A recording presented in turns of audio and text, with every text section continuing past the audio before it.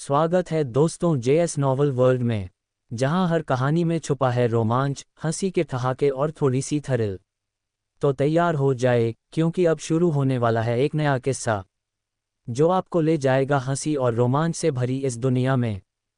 एक शक्तिशाली अजगर की तरह वीर्य तेजी से उसके शरीर में घूम रहा था। हालांकि यह उसका पहला अभ्यास था, उसके दिमाग में भरी हुई यादें ऐसी थीं मानो वह दशकों से इस मार्ग में डूबा हुआ हो। जिस क्षण उसके शरीर ने वीर्य शक्ति को गतिमान किया, वह एक स्वाभाविक सहज क्रिया की स्थिति में आ गया। उसकी नाड़ियों के भीतर गरजने की हल्की हल्की आवाजें सुनाई दे रही थीं। एक प्रमुख नाड़ी को भेदती हुई वीर्य शक्ति ने खोल दिया था। प्रमुख नाड़ी के खुलने के साथ वीर्य शक्ति बिना किसी रुकावट के उसमें प्रवाहित हुई, एक ही सांस में 16 चक्र पूरे कर लिए। फिर वीर ने दूसरी बार इस क्रिया को किया, इस बार और भी अधिक निपुणता के साथ। उसका शरीर धीरे धीरे उसकी स्मृति के साथ तालमेल बिठा रहा था। एक ही सांस में 38 चक्र। तीसरी बार एक ही सांस में 52 चक्र। चौथी बार, पांचवी बार, जब तक सातवीं बार के बाद वह एक ही सांस में 100 चक्र तक पहुंच गया। 100 जियाओ शरीर को 100 चक्र शरीर भी कहा जाता है, क्योंकि जब इसे महान सिद्धि तक पहुंचाया जाता है तो ये ठीक 100 परिसंचरण चक्र तक पहुंच सकता है, न कम न ज्यादा। इस समय वीर ने अपने पैनल पर एक नजर डाली और देखा कि उसका साधना स्तर अब शक्ति प्रवाह क्षेत्र के 10वें स्तर पर नहीं था, बल्कि वह ज्योतियान क्षेत्र पहले स्तर में प्रवेश कर चुका था। आधिकारिक तौर पर ज्योतियान क्षेत्र में कदम रखने के बाद वीर ने इस प्रमुख नाड़ी में वीर्य शक्ति को उमड़ता घुमड़ता महसूस किया, जो तनाव से भरा हुआ था। पहले की तुलना में यह ऐसा था जैसे उसके शरीर में अचानक एक अतिरिक्त रीढ़ की हड्डी आ गई हो और वह सीधा खड़ा हो गया था। हर हलचल के साथ वह आसानी से अपने वीर्य को प्रसारित कर सकता था, पहले से कहीं अधिक शक्ति को उजागर कर सकता था। जैसे ही वीर ने अपने दिल में खुशी का एहसास किया, उसने आदिम तकनीक को निष्पादित करना शुरू कर दिया। अभ्यास की यादों के अनुसार वह दूसरे स्तर तारकीय शरीर से तीसरे स्तर रहस्यमयी नस शरीर तक परिष्कृत होगा। अभ्यास के साथ वीर के शरीर के अंदर वीर्य शक्ति और भी अधिक उग्र और उग्र हो गई, जैसे एक महान नदी की उग्र लहरें।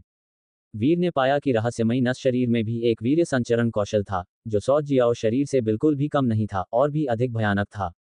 ली मुक्सियू ने उसे इसके बारे में नहीं बताया था, ज्यादातर इसलिए क्योंकि बूढ़े आदमी ने इस मार्शल आर्ट पर गहराई से शोध नहीं किया था।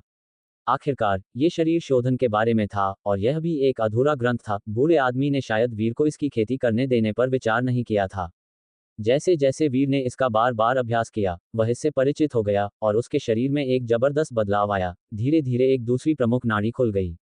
ये नाड़ी बहुत मोटी और मजबूत थी, जो पहली नाड़ी की तुलना में कहीं अधिक वीर्य शक्ति को समायोजित करने में सक्षम थी। ये नाड़ी रहस्यमयी नस शरीर का मूल थी। रहस्यमयी नस साधना तकनीक में दिए गए विवरण के माध्यम से वीर जानता था कि मार्शल आर्ट में इस रहस्यमयी नस का एक और नाम था, महान यिन चैनल। वीर ने अपने साधना स्तर को देखा और पाया कि भले ही उसने एक दूसरी प्रमुख नाड़ी खोल दी थी, वह अभी भी ज्योतियान क्षेत्र के पहले स्तर पर था, जिसमें कोई उन्नति नहीं हुई थी। यह महान यिन चैनल एक छिपी हुई नस की तरह था, जो अन्य प्रमुख नाड़ियों की गिनती में शामिल नहीं था। 100 जियाओ वीर्य शक्ति जो मूल रूप से पहली प्रमुख नाड़ी में थी, वह भी महान यिन चैनल में प्रवाहित होने लगी, दोनों के बीच आगे पीछे घूम रही थी। फिर भी वीर्य शक्ति जो लगभग पहली नाड़ी को भर देती थी, वह महान यिन चैनल के अंदर एक छोटी धारा की तरह महसूस होती थी, जो मुश्किल से चैनल की दीवारों के खिलाफ टकरा और मच सकती थी।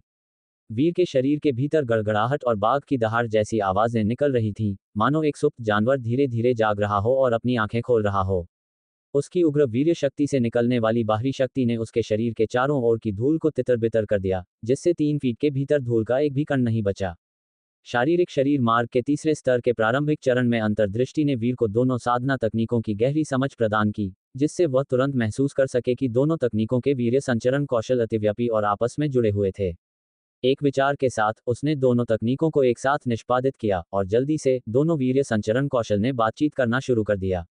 वीर्य शक्ति 2 धाराओं में विभाजित हो गई, जो उसकी प्रमुख नाड़ियों के भीतर जुड़वां ड्रैगन की तरह एक दूसरे का पीछा कर रही थीं। जैसे जैसे वीर ने अधिक अभ्यास किया और अधिक परिचित हुआ, वीर्य शक्ति की 2 धाराएं आपस में जुड़ने और विलय होने लगीं। ये साधना तकनीकों का आपसी एकीकरण था। अतिव्यापी भागों को मिला दिया गया और प्रतिच्छेदन क्षेत्र एक हो गए। परिणामस्वरूप उसकी वीर्य शक्ति और भी तेजी से प्रसारित हुई। एक नाड़ी में 100 चक्रों से वह 132 चक्रों तक पहुंच गया। ये 32 परिसंचरण चक्रों की वृद्धि थी। यह उपलब्धि पहले ही ली परिवार के शीर्ष स्तरीय वीर्य संचरण कौशल 100 युद्ध चक्र स्वर्ग कौशल को पार कर चुकी थी। किसी को ये जानना चाहिए कि शाही परिवार के अलावा यह महान आर्यावर्त साम्राज्य के भीतर शीर्ष स्तरीय वीर्य संचरण कौशल में से एक था, जिसे दुनिया भर के मार्शल कलाकारों द्वारा प्रतिष्ठित और खोजा जाता था। इस समय महान यिन चैनल में वीर्य शक्ति के घूमने के साथ वीर ने महसूस किया कि उसके शरीर के माध्यम से एक विशेष अत्यधिक यिन और ठंडी शक्ति बह रही थी। यदि वह ठंडी बर्फ हथेली या बर्फ आत्मा शरीर जैसी कुछ तकनीकों का अभ्यास करता तो वह आधे प्रयास से दोगुना परिणाम प्राप्त करेगा। अपने अभ्यास सत्र को पूरा करने के बाद वीर ने यह देखना शुरू कर दिया कि यह महान यिन चैनल क्या था। हालांकि उसने तीसरे शीर्ष स्तरीय शरीर शोधन कौशल अजगर टिड्डी शून्य शरीर का अभ्यास करना जारी रखा। हालांकि पहले दो की तुलना में इस तकनीक का तीसरा स्तर थोड़ा कमतर था। उड़ान चरण, जिसमें एक वीर्य संचरण कौशल भी था, में केवल 72 चक्र थे। दूसरे शब्दों में, अकेले इस तकनीक की खेती करने से भी वीर को ज्योतियान क्षेत्र में प्रवेश करने में मदद मिल सकती थी। उड़ान चरण थोड़े समय के लिए उड़ने के लिए बल को नियंत्रित करने के लिए वीर्य के उपयोग की अनुमति देता है। किसी को यह जानना चाहिए कि हवा में उड़ने की क्षमता केवल आत्मा उत्तराधिकार क्षेत्र में ही होती है। हालांकि हवा में उड़ने की छलांग लगाने वाले खोल शरीर की क्षमता अभी भी आत्मा उत्तराधिकार क्षेत्र से मुकाबला नहीं कर सकती है। ये केवल कुछ युद्ध स्थितियों में कुछ विशेष प्रभाव डालती है, लेकिन यह आमने सामने की लड़ाई की क्षमता को महत्वपूर्ण रूप से नहीं बढ़ाती है। लेकिन अजगर टिड्डी शून्य शरीर का दूसरा स्तर काफी शक्तिशाली है। पहले जब वीर शारीरिक शरीर मार्ग के पहले चरण में था तो उसने केवल दूसरे स्तर में मामूली प्रवीणता हासिल की थी। अब दूसरे स्तर का पराजित अजगर शरीर पूर्णता तक पहुंच गया है। यह उसे एक भयानक शक्ति लाया जो एक अजगर या एक हाथी की तरह हिंसक थी, जो पूरी तरह से बढ़ी हुई शारीरिक शक्ति से प्राप्त हुई थी, जो कम से कम 20,000 जिन लगभग 12,000 किलोग्राम की जबरदस्त शक्ति के बराबर थी। वीर ने अनुमान लगाया कि उसकी कच्ची शारीरिक शक्ति अकेले इस समय लगभग 50,000 जिन लगभग 30,000 किलोग्राम थी। हाँ, यह इतना बड़ा चढ़ाकर बताया गया था। अब शारीरिक शरीर मार्ग के तीसरे चरण में वीर किसी भी परीक्षण या परीक्षण से गुजरे बिना अपने शरीर की स्थिति को मोटे तौर पर महसूस कर सकता था। यदि उसके आंतरिक वीर्य के संचलन के साथ संयुक्त हो, वीर्य शक्ति को शक्ति के साथ मिलाकर, वह लगभग 100,000 जिन लगभग 60,000 किलोग्राम की शक्ति को उजागर कर सकता था। वीर्य शक्ति संचरण का एक चक्र एक कड़ाही की शक्ति के बराबर होता है। इस समय वीर ने इसे 132 बार प्रसारित किया, जो 132 कड़ाही के बराबर था, और दो चैनलों के साथ ये 264 कड़ाही थी। प्रत्येक कड़ाही 200 जिन के बराबर होने के साथ ये लगभग 50,000 जिन लगभग 30,000 किलोग्राम की शक्ति थी। इतनी शक्ति एक साधारण मार्शल कलाकार को चक्र स्वर क्षेत्र की पूर्णता पर एक मुक्के से आसानी से तोड़ने के लिए पर्याप्त थी। 10 नाड़ियों वाले चक्र स्वर क्षेत्र की पूर्णता पर एक साधारण मार्शल कलाकार 10 बार प्रसारित होता है, जो चक्र स्वर क्षेत्र के सबसे निचले स्तर का प्रतिनिधित्व करता है, जिसमें आत्मा उत्तराधिकार क्षेत्र में उन्नति की शायद ही कोई उम्मीद होती है, और केवल लगभग 100 कड़ाई की वीर्य शक्ति होती है, जो लगभग 20,000 जिन लगभग 12,000 किलोग्राम होती है। जबकि ज्योतियान क्षेत्र के पहले स्तर पर एक नाड़ी का 10 बार संचलन शक्ति में 2000 जिन की वृद्धि के बराबर है। हालांकि यह साधारण शक्ति प्रवाह क्षेत्र के 3600 जिन की वीर्य शक्ति की तुलना में लगभग दोगुना है। दिव्य रक्त वाले लोग शक्ति प्रवाह क्षेत्र में अपनी शक्ति को दोगुना करके 7200 जिन की शक्ति तक पहुंचा सकते हैं।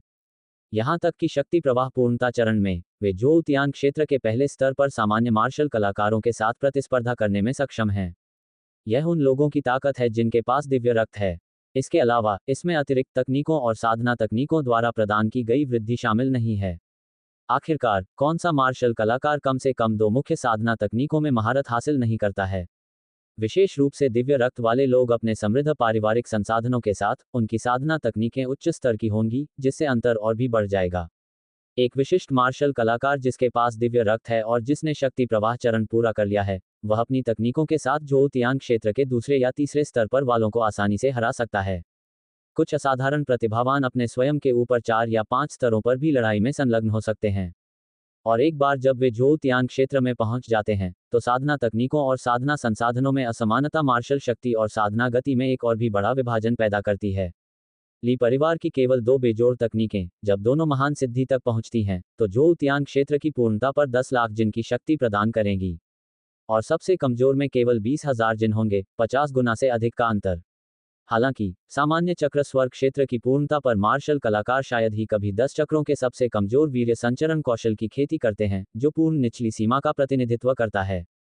हर किसी के पास कुछ भाग्य होता है, यहाँ तक कि इसके बिना संघर्ष करके और अपने दम पर लड़कर, चाहे वह सेना में भर्ती हो, वे 18 चैनलों को तोड़ने के लिए एक मध्यम ग्रेड वीर्य साधना कौशल और एक मध्यम ग्रेड नाड़ी खोलने की तकनीक तक पहुंच प्राप्त कर सकते हैं।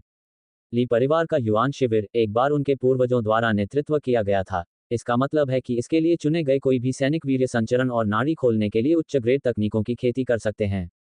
बाहर ले जाया गया। वे सभी एक ही क्षेत्र के मजबूत मार्शल कलाकार हैं। इस प्रकार युआन शिविर के 10,000 सैनिक 1 लाख की एक सामान्य सेना से अधिक दुर्जय हैं। वीर अपने अंदर उमड़ती वीर्य शक्ति को महसूस करते हुए उसके होठों पर एक हल्की मुस्कान दिखाई दी। साधना तकनीकों द्वारा लाई गई भयानक वृद्धि दिव्य रक्त से कहीं अधिक है।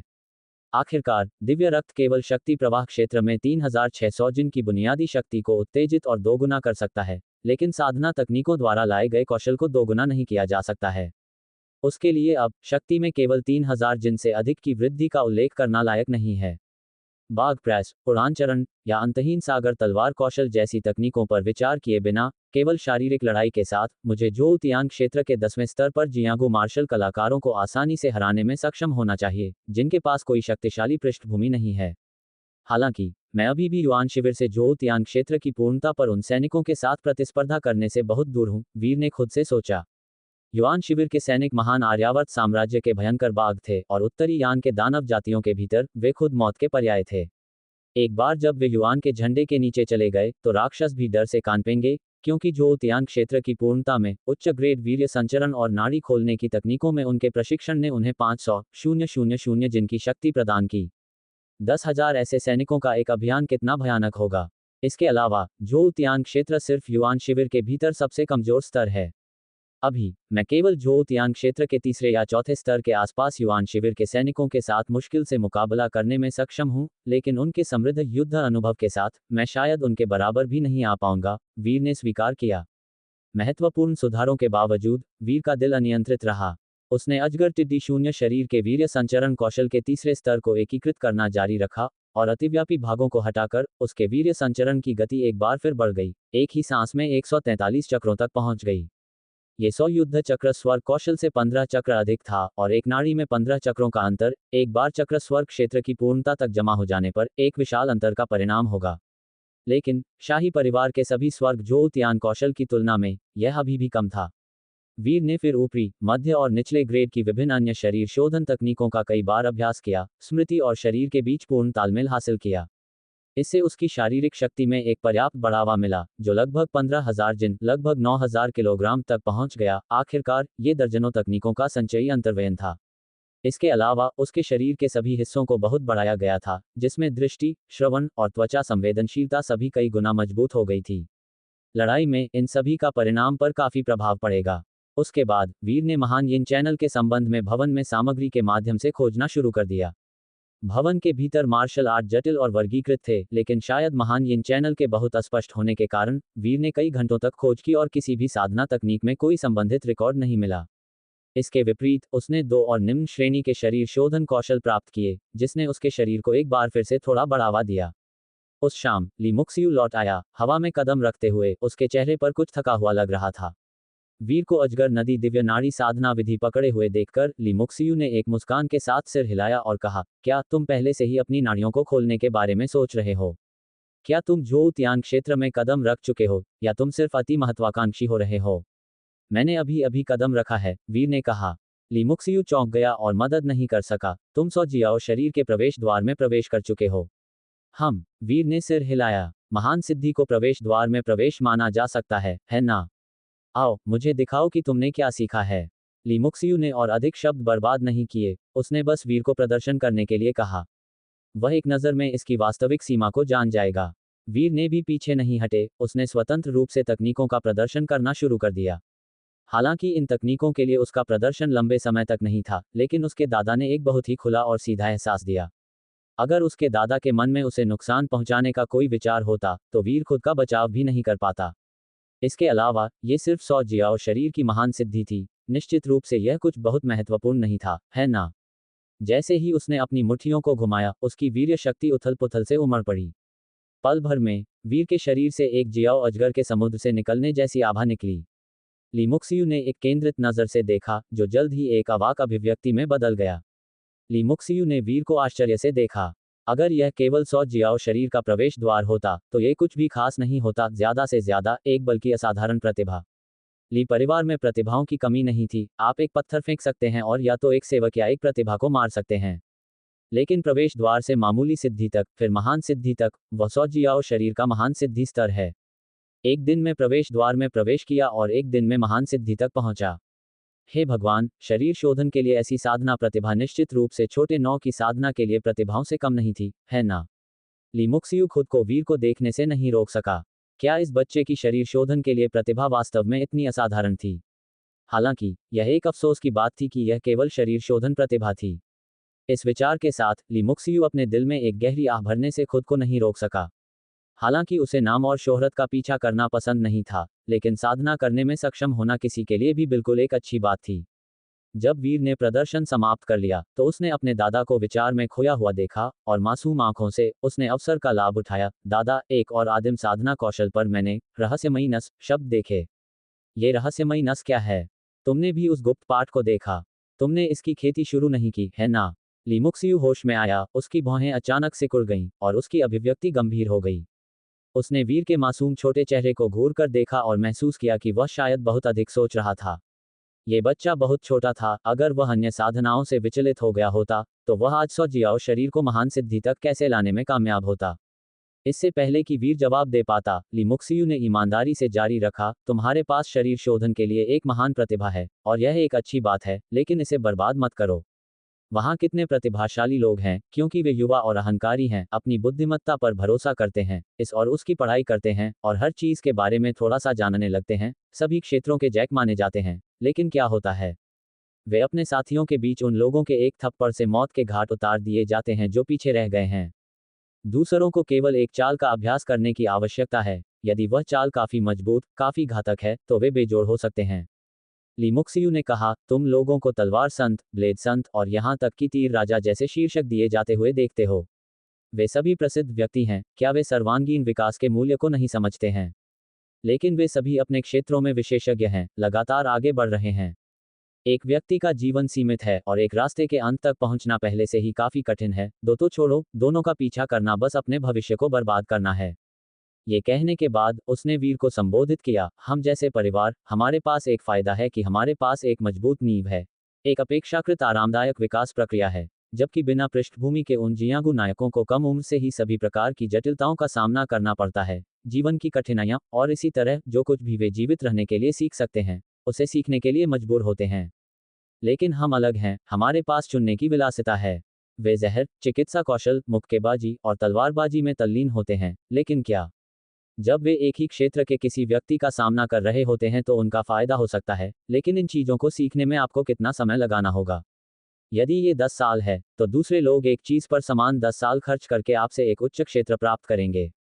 जब समय आता है, तो क्षेत्र में केवल एक या दो स्तर अधिक होना आपको आसानी से पराजित करने के लिए पर्याप्त है। इसलिए केवल जब आप अपनी सीमा तक पहुंच जाते हैं, तो आपके जीवन में कोई उम्मीद नहीं रहती है, तो आपको अपने दायरे को व्यापक बनाने पर विचार करना चाहिए।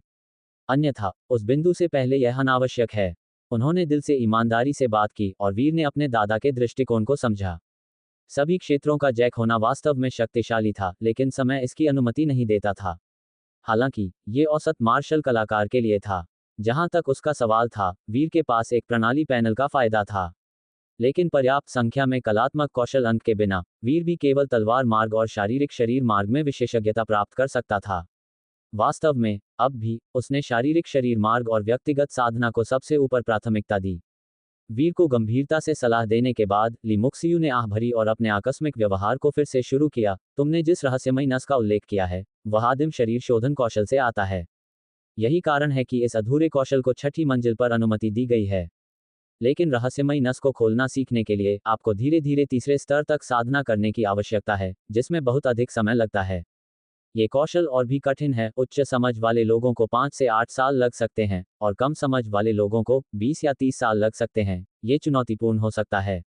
इसलिए हालांकि रहस्यमयी नस कीमती है, इसे छोड़ना होगा। ओह, वीर ने जिज्ञासा की अभिव्यक्ति पहनी, अपने पैरों को लपेटा और पालथी मारकर बैठ गया।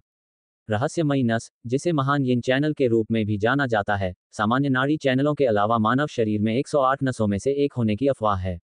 ली मुक्सियु ने कहा, हमारे ली परिवार का सबसे मजबूत अजगर नदी दिव्य नाड़ी 54 चैनल खोलने की अनुमति देता है, जबकि शाही परिवार का डोंग हुआंग धर्मग्रंथ 62 की अनुमति देता है। वह पहले से ही सबसे मजबूत नाड़ी खोलने का कौशल है, लेकिन 108 तक पहुंचना अभी भी बहुत दूर है। इसलिए क्या वास्तव में इतने सारे हैं या नहीं, ये हमेशा केवल अटकलें रही हैं। हालांकि इन 108 के बाहर दो प्रमुख नसें हैं, जो महान यिन चैनल और महान यांग नाड़ी हैं। जब ये दो प्रमुख चैनल खोले जाते हैं तो अभ्यास की गई साधना तकनीकों में कुछ विशेष शक्तियां होंगी जिससे हमले अधिक भयंकर और अधिक दबंग होंगे। उसी समय ये दो चैनल अधिक वीर्य शक्ति रख सकते हैं और इसे ज्योतियान क्षेत्र के माध्यम से प्रसारित कर सकते हैं। उसने वीर पर एक नजर डाली और कहा, यदि आप एक नस में 100 चक्र प्रसारित कर सकते हैं तो महान यिन चैनल में आप 1000 चक्र प्राप्त कर सकते हैं। 10 गुना अंतर। आप महान यिन चैनल के भीतर 100 चक्रों की वीर्य शक्ति को ढेर और जमा कर सकते हैं। और एक नस में 1000 चक्र सिर्फ एक मात्रात्मक संचय नहीं है, यह विस्फोटक शक्ति का एक गुणात्मक परिवर्तन है। विशिष्टताएं लड़ाई में स्पष्ट हो जाएंगी। इसलिए जो लोग इन दो विशेष चैनलों को खोल सकते हैं वे प्रतिभाओं के बीच प्रतिभाशाली हैं, सबसे अच्छे में से सर्वश्रेष्ठ। 100 वर्षों में एक बार। वीर अचानक समझ गया महान यिन चैनल के अलावा महान यांग नाड़ी भी थी। इन दो विशेष चैनलों का अस्तित्व एक अतिरिक्त 20 नाड़ियों के बराबर था। ये देखते हुए कि शाही परिवार की सबसे मजबूत तकनीक में केवल 64 नाड़ियां शामिल हैं, दोनों विशेष चैनलों को खोलने का मतलब 1/3 की वृद्धि हो सकती है। तब तक भले ही कोई ली परिवार की अजगर नदी दिव्य नाड़ी का अभ्यास करता हो, यह शाही परिवार की तुलना में अधिक शक्ति को उजागर कर सकता है। इन दो विशेष चैनलों को खोलना बेहद मुश्किल है, इसके लिए भाग्य, प्रतिभा और समझ की आवश्यकता होती है, और बाहरी ताकतें शायद ही सहायता कर सकती हैं। ली मुक्सियू ने वीर को देखा और कहा, हमारे ली परिवार की दूसरी पीढ़ी में केवल 3 लोगों ने एक विशेष चैनल खोला है, और यह केवल तुम्हारा 9वां चाचा है जिसके पास दोनों चैनल हैं, जो बेजोड़ प्रतिभा दिखा रहा है। इसके साथ वह खुद को आह भरने से नहीं रोक सका। वीर कुछ चकित था। जो कुछ उसने कहा था उससे उसने सोचा कि ऐसी घटनाएं बेहद दुर्लभ थीं। फिर भी ली परिवार की दूसरी पीढ़ी के भीतर पहले से ही 3 व्यक्ति ऐसी नाड़ी के साथ थे, और 9वां चाचा, दोनों। छोटा 9 जन्मजात महान यांग नाड़ी के साथ पैदा हुआ था, जबकि उसने बाद में खुद महान यिन चैनल खोला। यहां तक कि तुम्हारे बूढ़े आदमी के पास भी केवल एक विशेष चैनल था, तुम्हारे पिता के समान। ली मुक्सियू ने बात करते हुए सिर हिलाया। वीर अवाक था, यह 9वां चाचा वास्तव में असाधारण था। ठीक है, बस अपनी साधना पर ध्यान केंद्रित करो, ली मुक्सियू ने वीर से कहा। तुम्हारी प्रतिभा असाधारण है, लेकिन तुम अवरुद्ध नाड़ियों के साथ पैदा हुए थे, जिससे तुम्हारे लिए अन्य शरीर शोधन अभ्यासकर्ताओं की तुलना में यह अधिक कठिन हो जाता है। यदि तुम दुर्भाग्यशाली हो तो ज्योतियान क्षेत्र तुम्हारी सीमा हो सकता है, इसलिए विचलित मत हो। 1000 जियाओ पवित्र शरीर को अच्छी तरह से परिष्कृत करो। यदि तुम चौथे स्तर तक पहुंच सकते हो तो तुम्हें आत्मा उत्तराधिकार क्षेत्र में प्रवेश करने का मौका मिल सकता है। तब तक तुम्हें एक मार्शल कलाकार माना जाएगा जो अपने दम पर खड़ा हो सकता है, कम से कम कोई ऐसा नहीं जिसे आसानी से मारा जा सके। वीर ने सिर हिलाया। वीर को इतना आज्ञाकारी देखकर ली मुक्सियू को संतुष्टि महसूस हुई और उसने कहा, अपने खाली समय में अजगर नदी दिव्य नाड़ी पर एक नजर डालो। अगर कुछ ऐसा है जो तुम्हें समझ में नहीं आता है तो बस मुझसे पूछो। तुम्हारे पिता और अन्य सभी को खुद से सीखना पड़ा।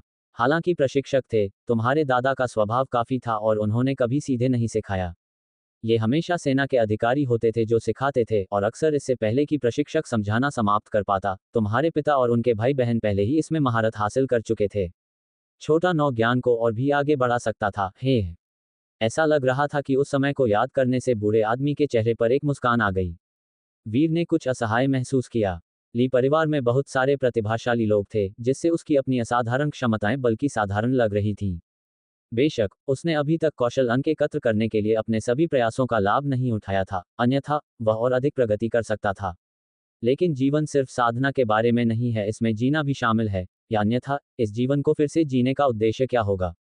अगले दिनों में सुबह मछली पकड़ने के सत्रों के लिए पुराने गुरु का पालन करने के अलावा वीर ने अपनी दोपहर वीर्य साधना तकनीकों और नाड़ी खोलने के रहस्यों के बारे में किताबों में डूबे हुए बिताए।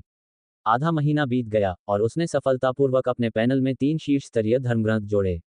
वीर का मानना था कि उसकी समझ काफी अच्छी थी। आखिरकार उसे अपने पैनल में जोड़ने के लिए मूल बातें समझनी थी, और वह हर 5 दिनों में एक का प्रबंधन करता था। ली परिवार की प्रतिष्ठा को बनाए रखने के लिए बहुत बुरा नहीं था। उसने सुना कि ली परिवार के सीधे वंशजों को सर्वोच्च धर्मग्रंथों की मूल बातें समझने में लगभग आधा महीना लगता है। हालांकि 2 जीवन जीने वाले व्यक्ति की मानसिकता के साथ वीर को गर्व नहीं था। उसने इसे केवल एक सामान्य प्रदर्शन माना। ये सिर्फ इतना था कि ये 3 धर्मग्रंथ शरीर शोधन क्षेत्र का हिस्सा नहीं थे, इसलिए धर्मग्रंथों को जोड़ने के बाद भी शारीरिक शरीर मार्ग के तीसरे चरण की उसकी समझ अप्रभावित रही। इसके बजाय उसके पैनल में एक महान मार्ग का एक नया गुण दिखाई दिया। नियंत्रण मार्ग अभी तक शुरू नहीं हुआ। वीर ने अनुमान लगाया कि ये 3 धर्मग्रंथ मार्शल कलाकारों के लिए सामान्य साधना विधियों का हिस्सा थे, और वह नियंत्रण मार्ग शायद सामान्य साधना मार्ग के अनुरूप था। इसका नाम सिर्फ थोड़ा अजीब था, लेकिन वीर ने इसके बारे में बहुत ज्यादा नहीं सोचा। जब तक वह अंक जोड़ सकता था, ये ठीक था। और इसलिए उसने एक बार फिर कौशल अंकों की कमी को महसूस किया। मछली पकड़ने और शतरंज खेलने के अलावा पेंटिंग और यहाँ तक कि खाना पकाने पर विचार करने का समय है। ये खेल में दर्ज कला के प्रकार थे और बिना किसी संदेह के वे सभी कौशल अंक बढ़ा सकते थे। वीर ने सोचा और तुरंत उस पर अमल किया। वीर ने सेवक रामू से रंग, ब्रश, स्याही, कागज और दवा तैयार करने को कहा। हर दिन वह गुरु के साथ मछली पकड़ने जाता और फिर बहाना बनाकर अपने पर्वत और नदी अखाड़े लौट आता। सेनापति रणवीर ने इस पर कुछ नहीं कहा। उनकी सोच थी कि वीर को अपनी पसंद से बढ़ने देना चाहिए। वीर ने देह साधना में असाधारण प्रतिभा दिखाई थी, फिर भी सेनापति रणवीर ने उसे हर दिन कठोर प्रशिक्षण के लिए मजबूर नहीं किया। अगर वीर उनकी मदद चाहता तो वह पूरी लगन से उसे सिखाते। अगर नहीं तो वह उसे पहाड़ों और नदियों में घुमाने ले जाते और साथ में रोज मछली पकड़ते थे। पर्वत और नदी अखाड़े के विशाल आंगन में वीर ने 2 तिपाहियां मंगवाईं, एक ऊंची और एक छोटी, और एक कला तिपाही पर चित्र बनाना शुरू कर दिया, जैसे कोई कला का विद्यार्थी हो। सेवक रामू ने उसे समझाने की बहुत कोशिश की, लेकिन वीर ने उसकी एक न सुनी। रामू इस युवा मालिक के सामने बेबस था, जो अपने कर्तव्य को छोड़ मौज मस्ती करना पसंद करता था। उसके पास वीर को सेवक काका के हवाले करने के अलावा कोई चारा नहीं था। वीर पहले ही सेवक काका को संभालना जानता था। उसने जियाओ ड्रैगन बॉडी का दूसरा स्तर दिखाकर उन्हें प्रभावित कर दिया। सेवक काका ने अवाक होकर देखा, उन्हें लगा कि वह कोई सपना देख रहे हैं। उन्होंने वीर को फिर से अभ्यास करने को कहा। दूसरी बार जब उन्होंने इसे साफ साफ देखा तो उनकी आंखों में खुशी के आंसू आ गए। उन्होंने इसका श्रेय अपने दूसरे चाचा की शिक्षा को दिया, जिनकी वजह से वीर 1 महीने से भी कम समय में इस बेजोड़ देह साधना तकनीक का दूसरा स्तर हासिल कर सका। वह दूसरे चाचा के प्रति आभारी थे और साथ ही वीर की देह साधना में प्रतिभा देखकर हैरान और उत्साहित भी थे। ये प्रतिभा 3 महीने में बैल बल को पूरी तरह से हासिल करने से भी अधिक प्रभावशाली थी। सच में वह एक शानदार देह साधना का प्रतिभाशाली था।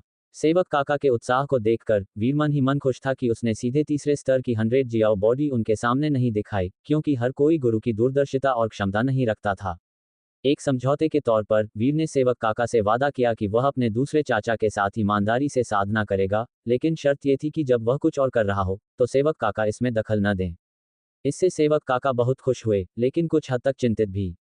वीर की देह साधना में प्रतिभा इतनी अधिक थी कि वह चाहते थे कि वीर खाने और सोने के अलावा पूरा दिन साधना करे, ताकि वह 9वें स्तर के युद्ध शरीर वाले प्रतिभाशाली बच्चों की बराबरी कर सके। फिर भी वीर का स्वभाव बहुत ही आराम पसंद था, जिससे सेवक काका को काफी परेशानी होती थी। बहुत समझाने के बाद सेवक काका आखिर वीर की जिद के आगे झुक गए, और इस तरह वीर ने खुलेआम आंगन में चित्र बनाना शुरू कर दिया। हर बार ब्रश चलाने पर उसकी आंखों के सामने शब्द दिखाई देते थे। चित्रकला की कला स्तर 0110। ये सच में काम कर रहा था। वीर ने मुस्कुराते हुए सिर हिलाया और फिर पूरे जोश के साथ चित्र बनाना शुरू कर दिया। शतरंज और मछली पकड़ने की कला का अनुभव होने के कारण वीर को लगा कि वह जितना बेहतर चित्र बनाएगा, उसे उतना ही अधिक चित्रकला का अनुभव मिलेगा। तो उसने इसे हल्के में नहीं लिया, बल्कि गंभीरता से चित्र बनाना शुरू कर दिया। लेकिन अपने पिछले जीवन में वह एक व्यवसायी था जिसने दशकों तक व्यापार में बिताया था। उसे चित्रकला के बारे में क्या पता था? उसे बस इतना पता था कि लड़कियां चित्र बना सकती हैं। चित्र बनाने के पहले प्रयास के लिए वीर ने एक व्यक्ति का चित्र बनाने का फैसला किया और आंगन की सबसे सुंदर दासी को कला तिपाही के सामने खड़ा किया। फिर आत्मविश्वास के साथ उसने ब्रश उठाया। एक व्यक्ति के लिए पहले एक गोला बनाओ, फिर एक रेखा, एक टेढ़ी और एक घुमावदार रेखा, और फिर एक और टेढ़ी और घुमावदार रेखा। इसमें कुछ बाल भी चाहिए। हो गया। चित्रकला का अनुभव जोड़ 1। चित्रकला सच में मुश्किल है। वीर मन ही मन मुस्कुराया। उसके बगल में सेवक रामू ने चुपके से कला तिपाही की ओर देखा और हिचकिचाते हुए पूछा, मालिक, आपने ये क्या बनाया है? क्या तुम देख नहीं सकते? यह एक इंसान है। वीर ने नाराजगी से जवाब दिया। ये तो ऐसा नहीं लग रहा। रामू थोड़ा हैरान था। वीर ने गुस्से में कहा, तुम कह रहे हो कि यह बाहर से ऐसा नहीं लग रहा, है ना? ऐसा इसलिए है क्योंकि तुम मेरी कला का गहरा अर्थ नहीं समझते। इस गोले को देखो, तुम्हें लगता है यह एक सिर है, पर ऐसा नहीं है। ये चालाकी को दर्शाता है। इस रेखा को देखो, तुम्हें लगता है यह एक शरीर है, पर ऐसा नहीं है। ये दर्शाता है कि सीधा खड़े रहने के लिए चालाक होना जरूरी है। रामू, तुम्हें अभी बहुत कुछ सीखना है, इतने सीधे और जल्दबाज मत बनो। लेकिन क्या उस गोले पर बनी हुई रेखाएं बाल नहीं हैं? ठीक से नहीं, और फिर भी हैं। ये बाल भी हैं और सपने भी हैं। सपने? वीर ने बेफिक्री से कहा, सपने तुम्हारे सिर के ऊपर होते हैं, ये सही लगता है ना? ये घने बाल कई लोगों के सपनों को दर्शाते हैं, ये भी सही है ना? सेवक रामू हैरान था। अपनी बकवास खत्म करने के बाद वीर ने चित्र बनाना जारी रखा। सेवक रामू और सेवक काका ने एक दूसरे की ओर देखा। दोनों हैरान थे क्योंकि वीर दर्जनों लगभग एक जैसे चित्र बनाता रहा, जबकि सुंदर दासी बस पृष्ठभूमि में सजावट की तरह कला तिपाई के सामने खड़ी थी। इसका क्या मतलब था? ये साफ था कि इस युवा मालिक में चित्रकला की कोई प्रतिभा नहीं थी, जैसा कि उसकी शतरंज में थी। लेकिन क्योंकि यह सब सिर्फ मौज मस्ती थी जो उसकी युद्ध कला की क्षमता को बर्बाद कर रही थी, वे ज्यादा पूछताछ करने में आलसी थे। वीर ने जल्दी जल्दी चित्र बनाए और जल्द ही जमीन पर कागजों का ढेर लग गया। कुछ ही देर में उसका अनुभव 100 तक पहुंच गया। ये सब थोड़ा थोड़ा करके जमा हुआ था। वीर काफी थक गया था। चित्रकला की कला स्तर 1 पर पहुंच गई है। कौशल अंक जोड़ 1। जैसे ही यह संदेश आया, चित्रकला की कला से जुड़ी कई बातें उसके दिमाग में भर गईं। वीर ने एक पल के लिए अपनी आंखें बंद कर लीं और जल्द ही सारी जानकारी को पूरी तरह से समझ लिया। एक पल में उसे एहसास हुआ कि वह पहले कितना अनुभवहीन था। जब उसने फिर से ब्रश उठाया तो उसके स्ट्रोक्स में एक दैवीय आकर्षण था। कागज पर जल्दी ही एक महिला की सुंदर आकृति उभर आई जो जीवन और संतुलन से भरपूर थी। सेवक काका और सेवक रामू, जो इधर उधर देख रहे थे, ने अनजाने में एक झलक देखी और पल भर के लिए अवाक रह गए। उनकी आंखें हैरानी से चौड़ी हो गईं। जल्द ही वीर ने अपने ब्रश के कुशल स्ट्रोक से होठों पर अंतिम स्पर्श दिया, रंगों को लगाने के लिए लाल रंग में डुबोया और कुछ ही समय में कैनवास पर बनी छवि जीवंत और आकर्षक लगने लगी। चित्रकला का अनुभव जोड़ 1 3। वीर को बहुत खुशी हुई। सच में, वह जितना सावधानी और खूबसूरती से चित्र बनाता, उतना ही उसका चित्रकला का अनुभव बढ़ता था। और वह आखिरकार एक ऐसा व्यक्ति बन गया था जो चित्र बना सकता था। मालिक, यह क्या है? सेवक रामू अवाक होकर कैनवास को देखता रहा। कुछ देर पहले वह अजीब सी आकृतियां बना रहा था और अब वह इस स्तर तक पहुंच गया था। क्या मालिक एक प्रतिभाशाली बच्चा हो सकता है जिसने सिर्फ थोड़े समय में चित्रकला सीख ली हो? या वह पहले दिखावा कर रहा था? या शायद, जैसा कि मालिक ने दावा किया था, वे अजीब सी आकृतियां सच में अंदर के अर्थ को दर्शाती थीं। उसकी पहले से बनी हुई सोच को तगड़ी चुनौती मिली। ये तो बस शुरुआत है, ज्यादा मत सोचो, वीर ने बेफिक्री से कहा। सेवक रामू को समझ नहीं आया, लेकिन यह उसे बहुत हैरान करने से नहीं रोक पाया। कुछ और चित्र बनाने के बाद और खुद को अधिक कुशल महसूस करते हुए, वीर ने सेवक काका और सेवक रामू को कैनवास के सामने खड़ा किया। उसने उन दोनों का एक एक चित्र बनाया, जिसमें एक की गतिशील नज़र, एक की दयालुता और दूसरे की कठोरता, जो अजीब लग रही थी, दोनों ही बहुत वास्तविक लग रहे थे। अपने हाथों में तैयार चित्र देखकर दोनों पुरुषों के चेहरे पर अलग अलग भाव थे, उनकी भावनाएं मिली जुली थीं। युवा मालिक की प्रतिभा दुनिया में बहुत कम देखने को मिलती थी। अगर उसका जन्म किसी साहित्यिक परिवार में होता तो उसे बहुत महत्व दिया जाता। कितनी दुख की बात है कि ये दिव्य सेनापति की हवेली थी जहां हर कोई महान आर्यावर्त साम्राज्य की विरासत की रक्षा के लिए पैदा होता था।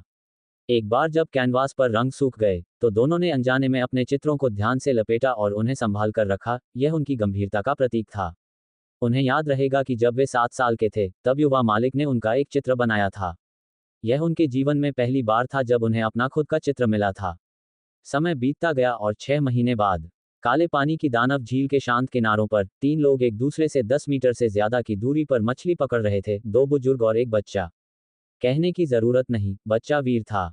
बुजुर्गों में सेनापति रणवीर के अलावा एक और व्यक्ति था जो सेनापति रणवीर का मछली पकड़ने वाला साथी था। वीर ने बूढ़े व्यक्ति को उसका परिचय फैंग बोपिंग के रूप में देते सुना था, एक चोर साधु, जिसका नाम बहुत दिलचस्प था। चोर साधु के अनुसार उसने ये नाम खुद चुना था। इसका मतलब यह नहीं था कि वह तभी काम करता था जब चीजें शांत होती थीं, बल्कि यह कि उसके काम करने के बाद सब कुछ शांत रहता था। मछली पकड़ते हुए खाली समय में सेनापति रणवीर ने चोर साधु के कारनामों की कहानियां भी वीर के साथ हल्के फुल्के ढंग से साझा की, जिससे पता चला कि वह सच में अपने नाम के लायक था। जिन जगहों से चोर साधु ने चोरी की थी, उनमें से कई को महीनों या यहाँ तक कि सालों बाद पता चला कि उनका खजाना गायब है। अक्सर उन्हें पहले चोरी का पता ही नहीं चलता था, जिससे वे ये पता लगाने में असमर्थ रहते थे कि किसने खजाना चुराया या कब चोरी हुई, या ये भी नहीं पता लगा पाते थे कि यह अंदर का ही काम था या नहीं। अच्छी तरह से छिपी हुई पहचान, खजाने अपने मालिकों को ढूंढते हैं, ये था चोर साधु फैंग बोपिंग। किनारे पर वीर ने कुशलता से एक बड़ा बर्तन रखा, साथ ही उसने अभी पकड़ी हुई मछली को साफ किया, उसके अंदरूनी अंग निकाले और उसे काट दिया, जबकि वह बीच बीच में उसके तैरने वाले मूत्राशय को देख रहा था। दूसरे सिरे पर मछली पकड़ने वाली छड़ी को एक छेद के माध्यम से एक रस्सी से किनारे पर एक बड़े पत्थर से बांधा गया था। अगर कोई हलचल होती तो वह तुरंत प्रतिक्रिया कर सकता था। इस समय वीर ने अपनी तलवार से मछली के अंदरूनी अंगों को कुशलता से संभाला, उसके हाथ बहुत कुशल थे। सेनापति रणवीर और चोर साधु दोनों इस दृश्य के आदी हो गए थे। हालांकि यह सिर्फ मछली तैयार करने का काम था, उन्होंने वीर की तलवार चलाने की कला में अद्भुत प्रतिभा को पहचान लिया था। जब सेनापति रणवीर ने पहली बार वीर को तलवार चलाते देखा तो उन्होंने मजाक भी उड़ाया, ये सोचकर कि तलवार साधु ज्ञानदेव ने एक असली खजाना छोड़ दिया था। चोर साधु फैंग बोपिंग को भी यह जीवंत बच्चा पसंद आया था, जो मछली पकड़ने की कला का शौकीन था और उसकी संवेदनशील पहचान के बारे में कोई चिंता नहीं दिखाता था। उसने ईमानदारी से वादा किया था कि वह वीर की नसों को खोलने में सक्षम एक कीमती दवा की तलाश करेगा। जल्द ही बर्फ जैसी सफेद मछली का मांस बर्तन में चला गया। वीर ने कुछ ताज़ा धनिया और मिर्च भी मिला दी और मसालेदार सुगंध तुरंत फैल गई, जिससे बुजुर्गों की नज़रें बार बार उसकी ओर मुड़ने लगीं। उनकी लाइनें गहरे पानी में बहुत दूर तक डाली गई थीं। उनके शरीर ही छड़ी की तरह काम कर रहे थे, जिसमें लाइन अदृश्य थी और कोई फ्लोट दिखाई नहीं दे रहा था। वे लाइन के माध्यम से किसी भी हलचल को महसूस कर सकते थे। आप दोनों, खाना 3 मिनट में तैयार हो जाएगा, वीर ने मुस्कुराते हुए कहा। बहुत समय एक साथ बिताने के बाद वीर सेनापति रणवीर को, दूसरे बुजुर्ग और फैंग बोपिंग को बूढ़े फैंग कहकर पुकारने लगा था, जबकि दोनों बुजुर्गों ने वीर के लिए एक उपनाम रखा था जिसे वे उपयुक्त और जीवंत मानते थे। छोटा हाओ, ये छोटे लड़के का खाना पकाने का कौशल दिन ब दिन बेहतर होता जा रहा है, बूढ़े व्यक्ति ने दिल खोलकर हंसते हुए कहा। मैंने अपनी पूरी जिंदगी मछली पकड़ी है और मछली खा खाकर थक गया हूँ, लेकिन ये बच्चा जो मछली के व्यंजन बनाता है वह मैं अभी भी खा सकता हूँ। फैंग बोपिंग जोर से हंसा, उसने अपनी आस्तीन झटकी और बर्तन के बगल में एक बड़े पत्थर पर बैठने के लिए आगे बढ़ा। उसने अपने हाथ को हिलाया और एक कप और जैड की चॉपस्टिक्स उसकी हथेली में फूल चुनने की तरह प्रकट हो गईं। हालांकि वह और सेनापति रणवीर एक जैसी पसंद रखते थे, उनके बीच कुछ अंतर थे। फैंग बोपिंग कुछ हद तक सफाई पसंद था और उसे सुंदर जैड पसंद था। वह खाने के लिए भी आलीशान कटोरे और चॉपस्टिक्स का इस्तेमाल करता था, जो दरबार में शाही परिवार की तुलना में कम नहीं थे। उसने वीर को एक साफ कटोरा और चॉपस्टिक्स मुस्कान के साथ दिया, फिर सेनापति रणवीर को परेशान नहीं किया, बल्कि चुपचाप उबलते बर्तन का इंतजार किया। वीर ने अंदाजा लगाया कि समय सही था, फिर उसने ढक्कन पलट दिया और उसे कुछ पत्तों पर एक तरफ रख दिया। तुरंत ही भरपूर सुगंध फैल गई। उसने बुजुर्गों के पहले और बच्चों के बाद खाने के सामान्य शिष्टाचार की परवाह किए बिना सीधे अपनी चॉपस्टिक से कुछ मांस उठाया। तुम लोग मेरा इंतजार करो, सेनापति रणवीर ने चिल्लाया और वह जल्दी से आया। उसने एक टहनी से जल्दी से चॉपस्टिक्स बनाई और बर्तन में हिलाने लगा। हालांकि फैंग बोपिंग सफाई के बारे में बहुत सख्त था, उसने सेनापति रणवीर के कार्यों के बारे में कुछ नहीं कहा। वीर को लगा कि यह शायद जीवन भर की दोस्ती का एहसास था। वे तीनों बड़े चाव से खा रहे थे। उम्र के इतने बड़े अंतर के बावजूद दोनों बड़े पुरुषों में से किसी ने भी वीर पर अपनी बड़ाई नहीं जताई। कभी कभी तुम मुझे बच्चा कहते और मैं तुम्हें बूढ़ा आदमी, दोनों के बेफिक्र व्यक्तित्व को दर्शाते हुए। मुझे उम्मीद नहीं थी कि तुम मछली पकाने में नए तरीके लाओगे। सेनापति रणवीर ने एक चम्मच मसालेदार सूप पीने के बाद सराहना में अपनी जीभ चटकाई। वीर मुस्कुराया। सच में, पिछले 6 महीनों में उसकी खुद से सीखी हुई चित्रकला और खाना पकाने का कौशल दोनों ही लगातार बेहतर हुए थे और दूसरे स्तर पर पहुंच गए थे। उसकी मछली पकड़ने की कला भी। शायद शुरुआती सुरक्षा चरण के सिद्धांत में कुछ सच्चाई थी। पहले महीने में उसकी मछली पकड़ने की सफलता दर बहुत अधिक थी, लेकिन अब कुछ भी पकड़ना दुर्लभ लग रहा था। कभी कभी वह आधी रात तक रुका रहता और खाली हाथ वापस न जाने के लिए एक उतले स्थान पर शक्ति मार्ग वाले दानव मछली को पकड़ने के लिए मजबूर होता। जैसे ही वे बात कर रहे थे, अचानक वीर की नज़र मछली के मूत्राशय की ओर गई, जो धीरे से पानी की सतह को छू रहा था। कुछ हलचल हुई थी। उसने जल्दी से अपना कटोरा और चॉपस्टिक्स नीचे रखी और मछली पकड़ने वाली छड़ी की ओर भागा। ठीक उसी पल मछली का मूत्राशय अचानक पानी के नीचे चला गया। वीर ने जल्दी से कांटा लगाया और लाइन खींची, जो तुरंत दूसरी तरफ कस गई, जिससे एक जबरदस्त ताकत संचारित हुई। पानी के नीचे से भी एक जोरदार हलचल हुई। ये बच्चा। दोनों बुजुर्गों ने यह देखकर ईर्ष्या का संकेत दिया, उन्हें विश्वास नहीं हुआ कि इस नौजवान ने पहले मछली पकड़ ली थी। जल्द ही पानी के नीचे हलचल और तेज हो गई और एक दानव जानवर सतह से बाहर निकला। यह एक मछली दानव नहीं, बल्कि एक सख्त खोल वाला झींगा दानव था। वह 4 या 5 मीटर लंबा था, कांटों से ढका हुआ था और उसके खौफनाक नुकीले पंजे थे जो चट्टानों को भी कुचल सकते थे। उस पल झींगा दानव अपने पंजों से मछली पकड़ने वाली लाइन को पकड़े हुए था। उसकी उभरी हुई आंखें किनारे पर वीर को घूर रही थीं। ये देखकर कि वह सिर्फ एक छोटा बच्चा था, वह गुस्से में चीख पड़ा, फिर भी वह डर से भर गया था। ये जंगली बच्चा कहां से आया, जिसमें इतनी ताकत थी? उसका संघर्ष और हिंसक हो गया, लेकिन मछली पकड़ने वाली लाइन वीर को सेनापति रणवीर ने दी थी, जो पानी और आग से अप्रभावित थी और लाखों टन की ताकत को सह सकती थी। एक सामान्य झोउतियान क्षेत्र का झींगा दानव इसे तोड़ नहीं सकता था। जल्द ही खींचने के कारण झींगा दानव का शरीर धीरे धीरे किनारे के पास आया। उसकी आंखों में संघर्ष दिखाई दिया। वह खुद को घायल करके कांटे से बचने और अपनी जान बचाने के बारे में सोच रहा था। ठीक तभी किनारे पर वीर लड़खड़ाया, जैसे वह मछली पकड़ने वाली छड़ी को स्थिर नहीं रख पा रहा हो। झींगा दानव ने ये देखकर हिचकिचाया। खींचातानी के बाद झींगा दानव को लगा कि यह बच्चा उससे बस थोड़ा ही ज्यादा शक्तिशाली था, और अगर मछली के कांटे से लगी चोट न होती तो शायद वह हारता नहीं। अपनी आंखों को घुमाते हुए झींगा दानव ने वीर को पानी में खींचने की कोशिश की, लेकिन हर बार वीर सही समय पर खुद को स्थिर करने में कामयाब रहा, अपनी स्थिति को मुश्किल से बचाते हुए। आखिरकार एक भयंकर संघर्ष के बाद खींचने से पीड़ित झींगा दानव ने अपनी क्रूरता को बाहर आने दिया। वह चीख पड़ा और मछली पकड़ने वाले स्थान की ओर बढ़ा, इस अनजान, परेशान करने वाले बच्चे को कुचलने के इरादे से। लेकिन जैसे ही वह किनारे पर आया, पहले लड़खड़ाता हुआ बच्चा अचानक स्थिर हो गया, उसके चेहरे पर एक राहत भरी और चमकती हुई मुस्कान थी। ये ठीक नहीं है। जिस पल झींगा दानव को एहसास हुआ कि कुछ गड़बड़ है, मछली के कांटे से अचानक एक जबरदस्त ताकत संचारित हुई, जिसने उसके असंतुलित शरीर को हवा में सीधे उसकी ओर खींच लिया। एक सरसराहट के साथ एक चांदी जैसी रोशनी गुजरी। वह क्या था इतना चमकदार? अगले ही पल दुनिया अंधेरी होने पर झींगा दानव कुछ और नहीं जानता था। एक बड़ा झींगे का सिर लुढ़क कर दूर चला गया, क्योंकि वीर ने बेफिक्री से अपनी तलवार को अपने बगल में जमीन में गाड़ दिया। फिर उसने शरीर को खाना पकाने वाले क्षेत्र के पास दोनों बुजुर्गों से थोड़ी दूरी पर घसीटा और कहा, यह अफसोस की बात है कि इसने पहले नहीं काटा, नहीं तो मैं दोपहर के भोजन में कुछ झींगा पेस्ट भी मिला सकता था। ये देखकर कि वीर ने जोतियांग क्षेत्र के झींगा दानव से कितनी आसानी से निपटा, दोनों बुजुर्ग मुस्कुराए। उन्होंने पहले अपनी सांसें छिपा ली थी, यही कारण था कि झींगा दानव ने उन्हें नहीं पहचाना था, जिससे वह बहादुर हो गया था। वीर ने फिर से चारा डाला और खाना पीना जारी रखा। ये जोतियांग क्षेत्र के 9वें स्तर का दानव तुम्हारे द्वारा इतनी आसानी से मारा गया। तुम्हें ली परिवार के ड्रैगन रिवर डिवाइन मेरिडियन में भी एक छोटा स्तर का कौशल हासिल हो गया होगा, फैंग बोपिंग ने हंसते हुए कहा। वीर ने इसका खंडन नहीं किया। एक छोटा स्तर का कौशल? वह पहले ही पूर्णता तक पहुंच चुका था। नियमित मछली पकड़ने का सत्र समाप्त हो गया, क्योंकि सूरज पश्चिम में डूब गया। वीर ने दोनों सज्जनों और चोर साधु को अलविदा कहा, जिसने बताया कि उसे एक लंबी यात्रा पर जाना है और वह आधे महीने के लिए दूर रहेगा। ये साफ था कि कहीं कोई खजाना चोरी होने वाला था। सेनापति रणवीर ने इस तरह के जाने की आदत डाल ली थी, और मुस्कुराते हुए उन्होंने अलविदा कहा और वीर को दिव्य सेनापति की हवेली वापस ले गए। अब जब वीर को मछली पकड़ने में रुचि हो गई थी, तो सेनापति रणवीर ने उसे मछली पकड़ने के पारंपरिक नियमों से और परिचित नहीं कराया और सीधे वर्षा श्रावण मीनार वापस चले गए। मीनार के बाहर सेवक काका हमेशा की तरह वहां इंतजार कर रहा था, लेकिन इस बार उसके बगल में एक युवा दासी खड़ी थी, जो वसंत कुंज की हीरा रानी थी। बुजुर्ग और छोटे को वापस आते देख हीरा रानी वीर को नाप तोल रही थी। उसने बहुत पहले ही सुना था कि ये दूसरा मालिक सन की था। अलग अलग महलों की कई महिलाएं अपने बच्चों को उसके पास मार्गदर्शन के लिए भेजना चाहती थीं, लेकिन उसने किसी पर ध्यान नहीं दिया। अनजाने में वह वीर के इतने करीब था, एक बच्चा जिसमें युद्ध कला के लिए कोई प्रतिभा नहीं थी। जैसे ही ऐसे विचार उसके दिमाग में आए, हीरा रानी के कोमल चेहरे पर उनमें से कोई भी संकेत नहीं था। वह मुस्कुराई, अपने दांत दिखाए और अपना उद्देश्य समझाने के लिए आगे बढ़ी।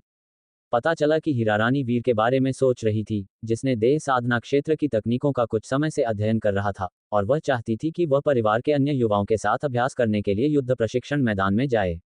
बेशक सेवक काका ने हीरा रानी के मुंह से यह खबर बहुत पहले ही सुन ली थी, और जैसे ही वह बोली, उसके चेहरे पर उत्सुकता फैल गई, जैसे कि वह वीर की ओर से सहमति में सिर हिलाना चाहता था। लेकिन ये सुनने के बाद वीर और सेनापति रणवीर ने एक दूसरे की ओर देखा और दोनों हंस पड़े। सेनापति रणवीर जानते थे कि वीर की बातों का ज्यादा वजन नहीं था और मना करने से लगातार परेशानियां हो सकती थी, इसलिए उसने हाथ हिलाया और कहा, ये छोटा लड़का मेरे साथ ठीक है। मैं उसे अच्छी तरह से सिखा सकता हूँ। युद्ध प्रशिक्षण मैदान में जाना समय की बर्बादी होगी। बूढ़ा मालिक मन ही मन बड़बड़ाया, लड़के को युद्ध प्रशिक्षण मैदान में भेजना, क्या वह सिर्फ धमका नहीं रहा था? युद्ध प्रशिक्षण मैदान में शिष्य ज्यादा से ज्यादा जोतियांग क्षेत्र में थे, और ज्यादा प्रतिभा वाले लोग प्रसिद्ध पहाड़ों के नीचे अध्ययन करते थे या सेना में शामिल हो जाते थे।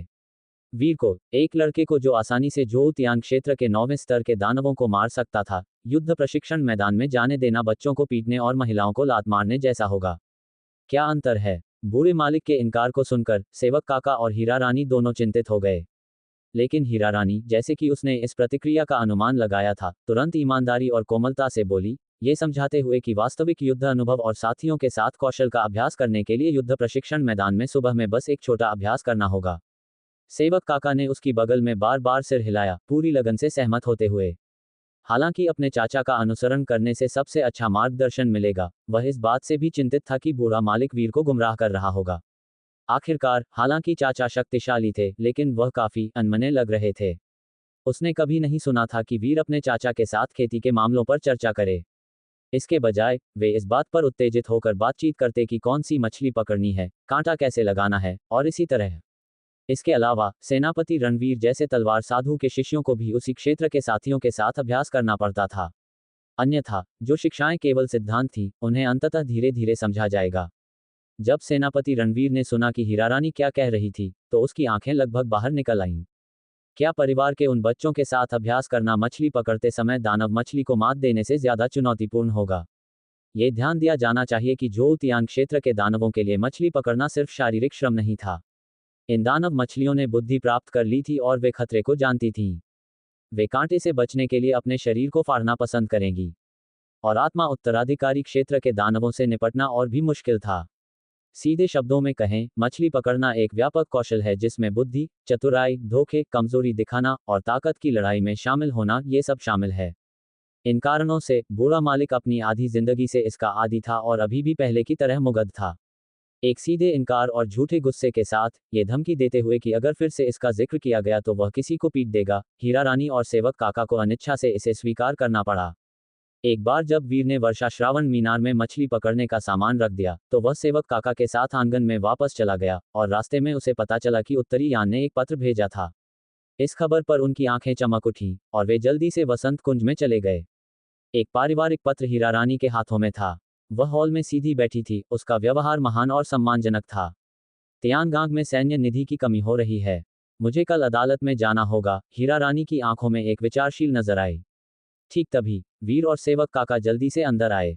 सेवक काका को अभी भी शिष्टाचार याद था, लेकिन वीर पहले ही अंदर घुस चुका था। सेवक काका ने उसे रोकने की कोशिश की लेकिन असफल रहे और उसके पीछे पीछे घबराते हुए चले गए। जब उन्होंने हीरारानी के चेहरे का सामना किया, तो उस आदमी के चेहरे पर शर्मिंदगी का संकेत था और उसने जल्दी से माफी मांगने के लिए झुक गया। क्या यह उन्हीं का है? वीर ने जल्दी से पूछा। हीरारानी की नज़र वीर की ओर गई, और उस पर पानी की हल्की गंध महसूस होने पर, वह समझ गई कि वह भी अभी अपने चाचा के साथ मछली पकड़कर लौटा था। वीर के उत्सुक चेहरे को देखकर, हीरारानी को लड़के की जल्दबाजी का बुरा नहीं लगा और उसने धीरे से सिर हिलाया। क्या क्या लिखा है? वीर ने पूछा, उसकी आंखें उम्मीद से भरी हुई थीं। हीरारानी थोड़ा रुकी, उसकी आंखों में एक पल के लिए कोमलता का भाव आया, लेकिन जब वह धीरे से बोली तो ये जल्दी से गायब हो गया। यह उत्तरी यान से एक सैन्य रिपोर्ट है।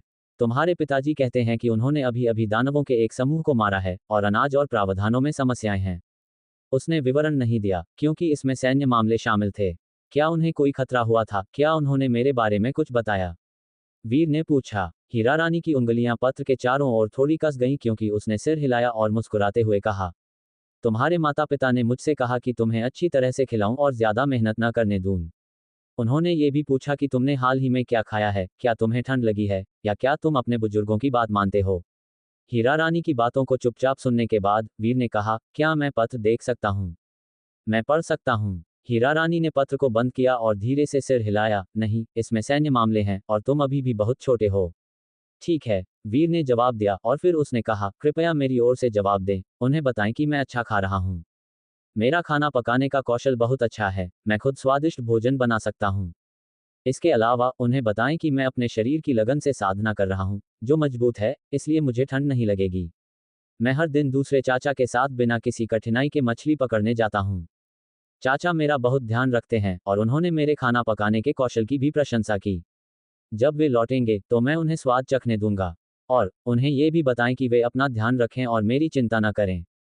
मैं यहाँ दिव्य सेनापति की हवेली में सुरक्षित हूँ, जहाँ चाचा और आप दोनों मेरी मदद करते हैं, कोई भी मुझे धमकाता नहीं है। अपने बच्चे के एक एक करके ध्यान से दिए गए निर्देशों को सुनकर, हीरारानी के चेहरे पर थोड़ा तनाव आ गया। उसने धीरे से सिर हिलाया और गर्मजोशी से कहा, महान महिला वह सब बताएंगी जो तुमने कहा है। तुम्हें चिंता करने की जरूरत नहीं है। अपने दूसरे दादा के साथ अच्छी तरह से अभ्यास करो, उनकी बात मानो और जल्दबाजी में काम करने से बचो। जब तुम्हारे पास खाली समय हो, तो तुम भी अभ्यास करने के लिए युद्ध प्रशिक्षण मैदान में जा सकते हो, जहां तुम्हारा हमेशा स्वागत है।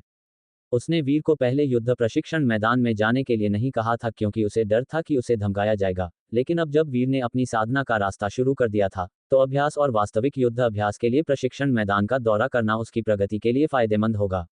वीर के सेवक काका के साथ जाने के बाद, हीरारानी खुद को एक कोमल आह भरने से नहीं रोक पाई।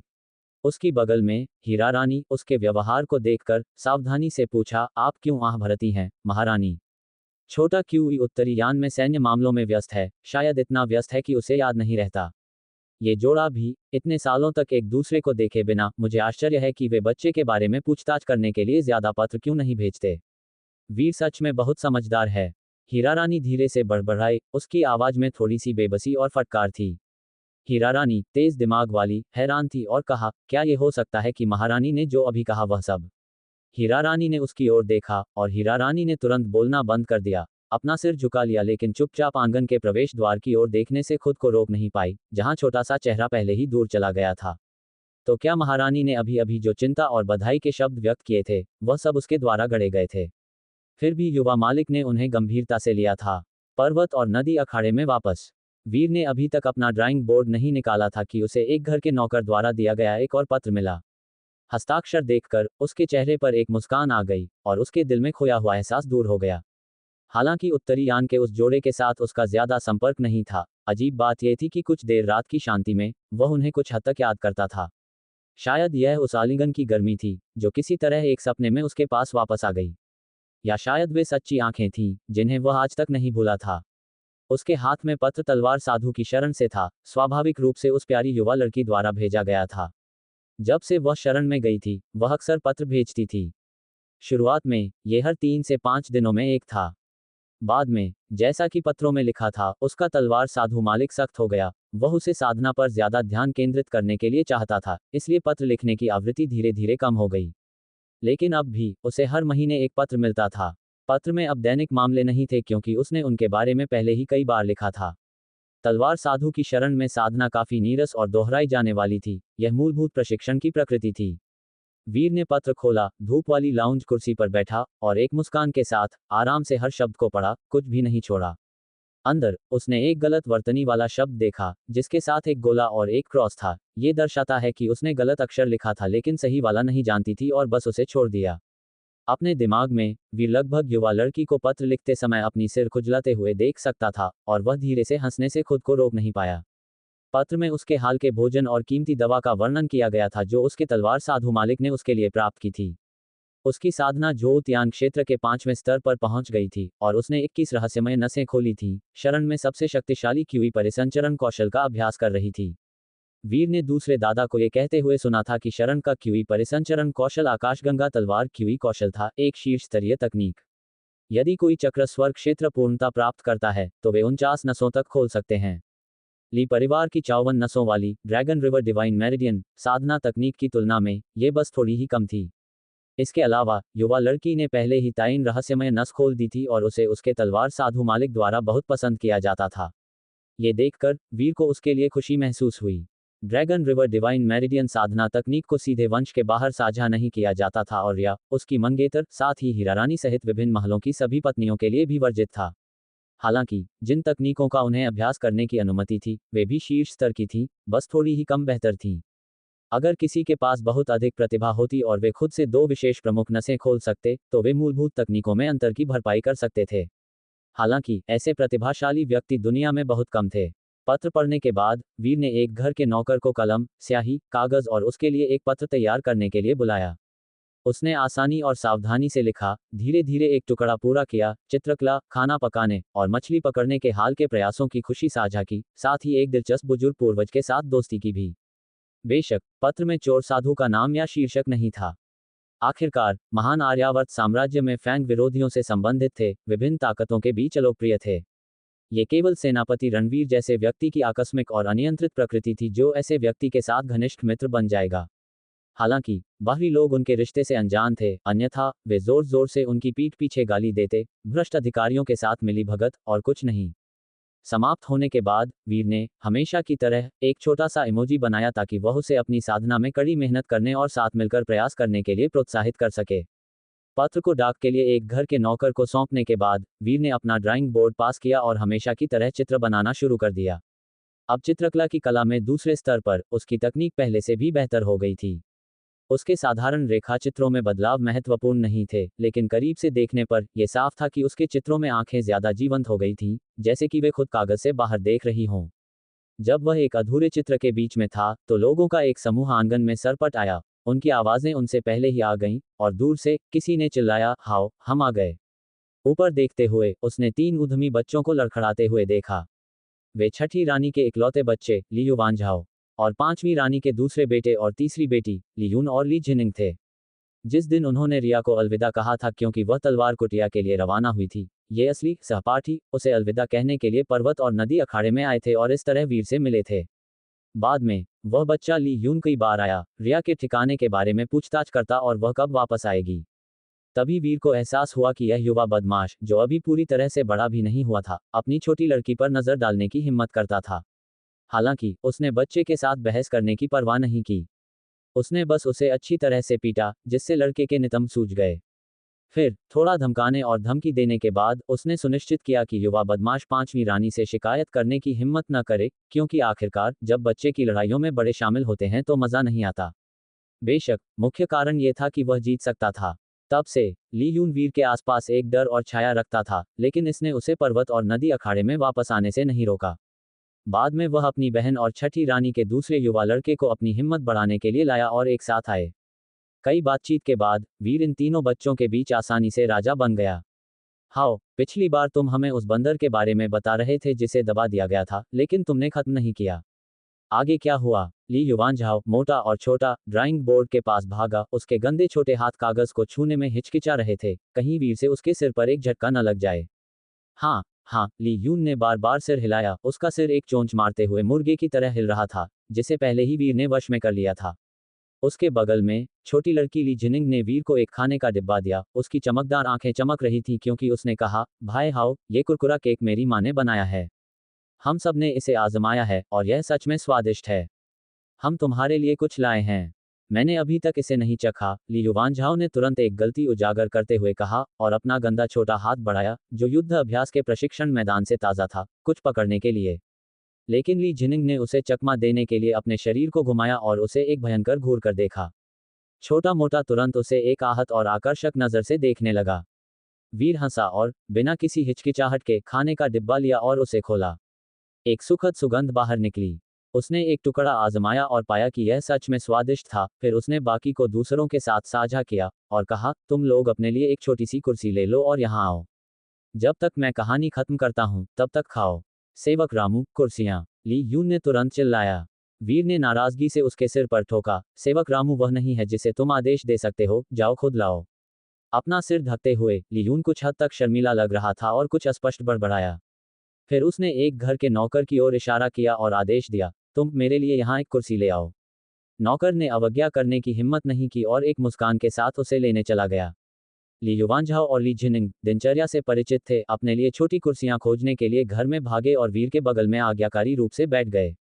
वो शरारती बंदर। वीर ने कुरकुरा पराठा तोड़कर धीरे धीरे खाया और 3 उत्सुक बच्चों को कहानी सुनाना जारी रखा। मंडप में रामू और सेवक काका दूर से देख रहे थे, दोनों के चेहरे पर असहाय मुस्कान थी। युवा मालिक को न जाने कहां से ये कहानियों की किताबें मिल गई थीं। अगर वह इतना प्रयास शारीरिक प्रशिक्षण में लगाते तो भविष्य में वह बड़ी चीजें हासिल करते। हालांकि वीर को इतने लंबे समय तक बेफिक्र देखकर उन्होंने कई चीजों को स्वीकार कर लिया था और प्रकृति को अपना रास्ता अपनाने दिया था। जैसा कि दूसरे मालिक ने कहा था, विशाल ली परिवार में शारीरिक प्रशिक्षण में विशेषज्ञ की कमी नहीं थी, लेकिन उस बच्चे में अपने माता पिता के बिना एक खुशहाल बचपन की कमी हो सकती थी। शायद यही उसकी एकमात्र खुशी थी। सूरज ढलने के साथ कहानी समाप्त हुई। वीर ने तीनों बच्चों को भगाया, खासकर उनमें से सबसे शरारती ली यून को याद दिलाया, वापस जाओ और अच्छे से पेश आओ, फिर से अपनी माँ से पिटाई मत खाना। ये छोटा लड़का जब स्वर्गीय महल में तबाही मचाने वाले हिस्से को सुनकर इतना उत्साहित हो गया था, उसने अपनी विद्रोही प्रवृत्ति दिखाते हुए अपनी माँ के साथ बहस की और तलवारबाजी से लाठी का उपयोग करने के लिए बदलना चाहता था। उसके बाद अपनी माँ के सीधे मार्गदर्शन में उसे अभी भी लगा कि तलवार उसके लिए अधिक उपयुक्त है। ली यून का चेहरा लाल हो गया और वह तेजी से भाग गया। भाई वीर, मैं कल फिर से तुम्हें देखने आऊंगी, उसकी बहन ली जिनिंग ने एक कोमल शर्मीली मुस्कान के साथ कहा। भाई वीर, छोटा मोटा लड़का ली युवानझाओ भी बोलने में हिचकिचाया। जाओ जाओ, वीर ने हाथ हिलाकर उन सभी को दूर भगा दिया। जब सभी बच्चे पिछले आंगन से चले गए तो वीर ने अपने मन को शांत किया और चित्रकारी करना जारी रखा। चित्रकला की कला में दर्जनों कौशल अंक प्राप्त करने के बाद चांद पहले ही निकल चुका था। वीर ने सेवक काका और रामू के साथ रात का भोजन किया। अपने कमरे में लौटने के बाद उसने वर्षा श्रावण मीनार से ली गई मार्शल आर्ट्स की एक किताब उठाई और उसे पलटा। ये किताब खेती की तकनीकों के बारे में नहीं थी, बल्कि विभिन्न क्षेत्रों के लिए एक परिचय के रूप में कार्य करती थी। आत्मा उत्तराधिकार क्षेत्र, जैसा कि नाम से पता चलता है, एक पूर्व आत्मा को विरासत में लेना शामिल है। पृष्ठभूमि के बिना साधारण लोग एक मार्शल मंदिर में शामिल होकर आत्मा उत्तराधिकार में प्रवेश कर सकते हैं। यदि वीर आत्माओं द्वारा पसंद किया जाता है तो वे भी आत्मा उत्तराधिकार से गुजर सकते हैं। इसके अलावा सेना में भर्ती होकर कोई भी पिछली महान आर्यावर्त साम्राज्य के युद्धों में मारे गए सैनिकों की आत्माओं की पूजा कर सकता है और संभवतः एक वीर आत्मा से एक विरासत प्राप्त कर सकता है। इसके अलावा प्रसिद्ध पहाड़ों, महान शिक्षकों या संप्रदायों में शामिल होने से भी पैतृक वीर आत्माओं तक पहुंच मिलती है। वीर ने चुपचाप पढ़ा, उसकी आंखों में रोशनी चमक रही थी। उसने जांच करने के लिए अपना पैनल खोला।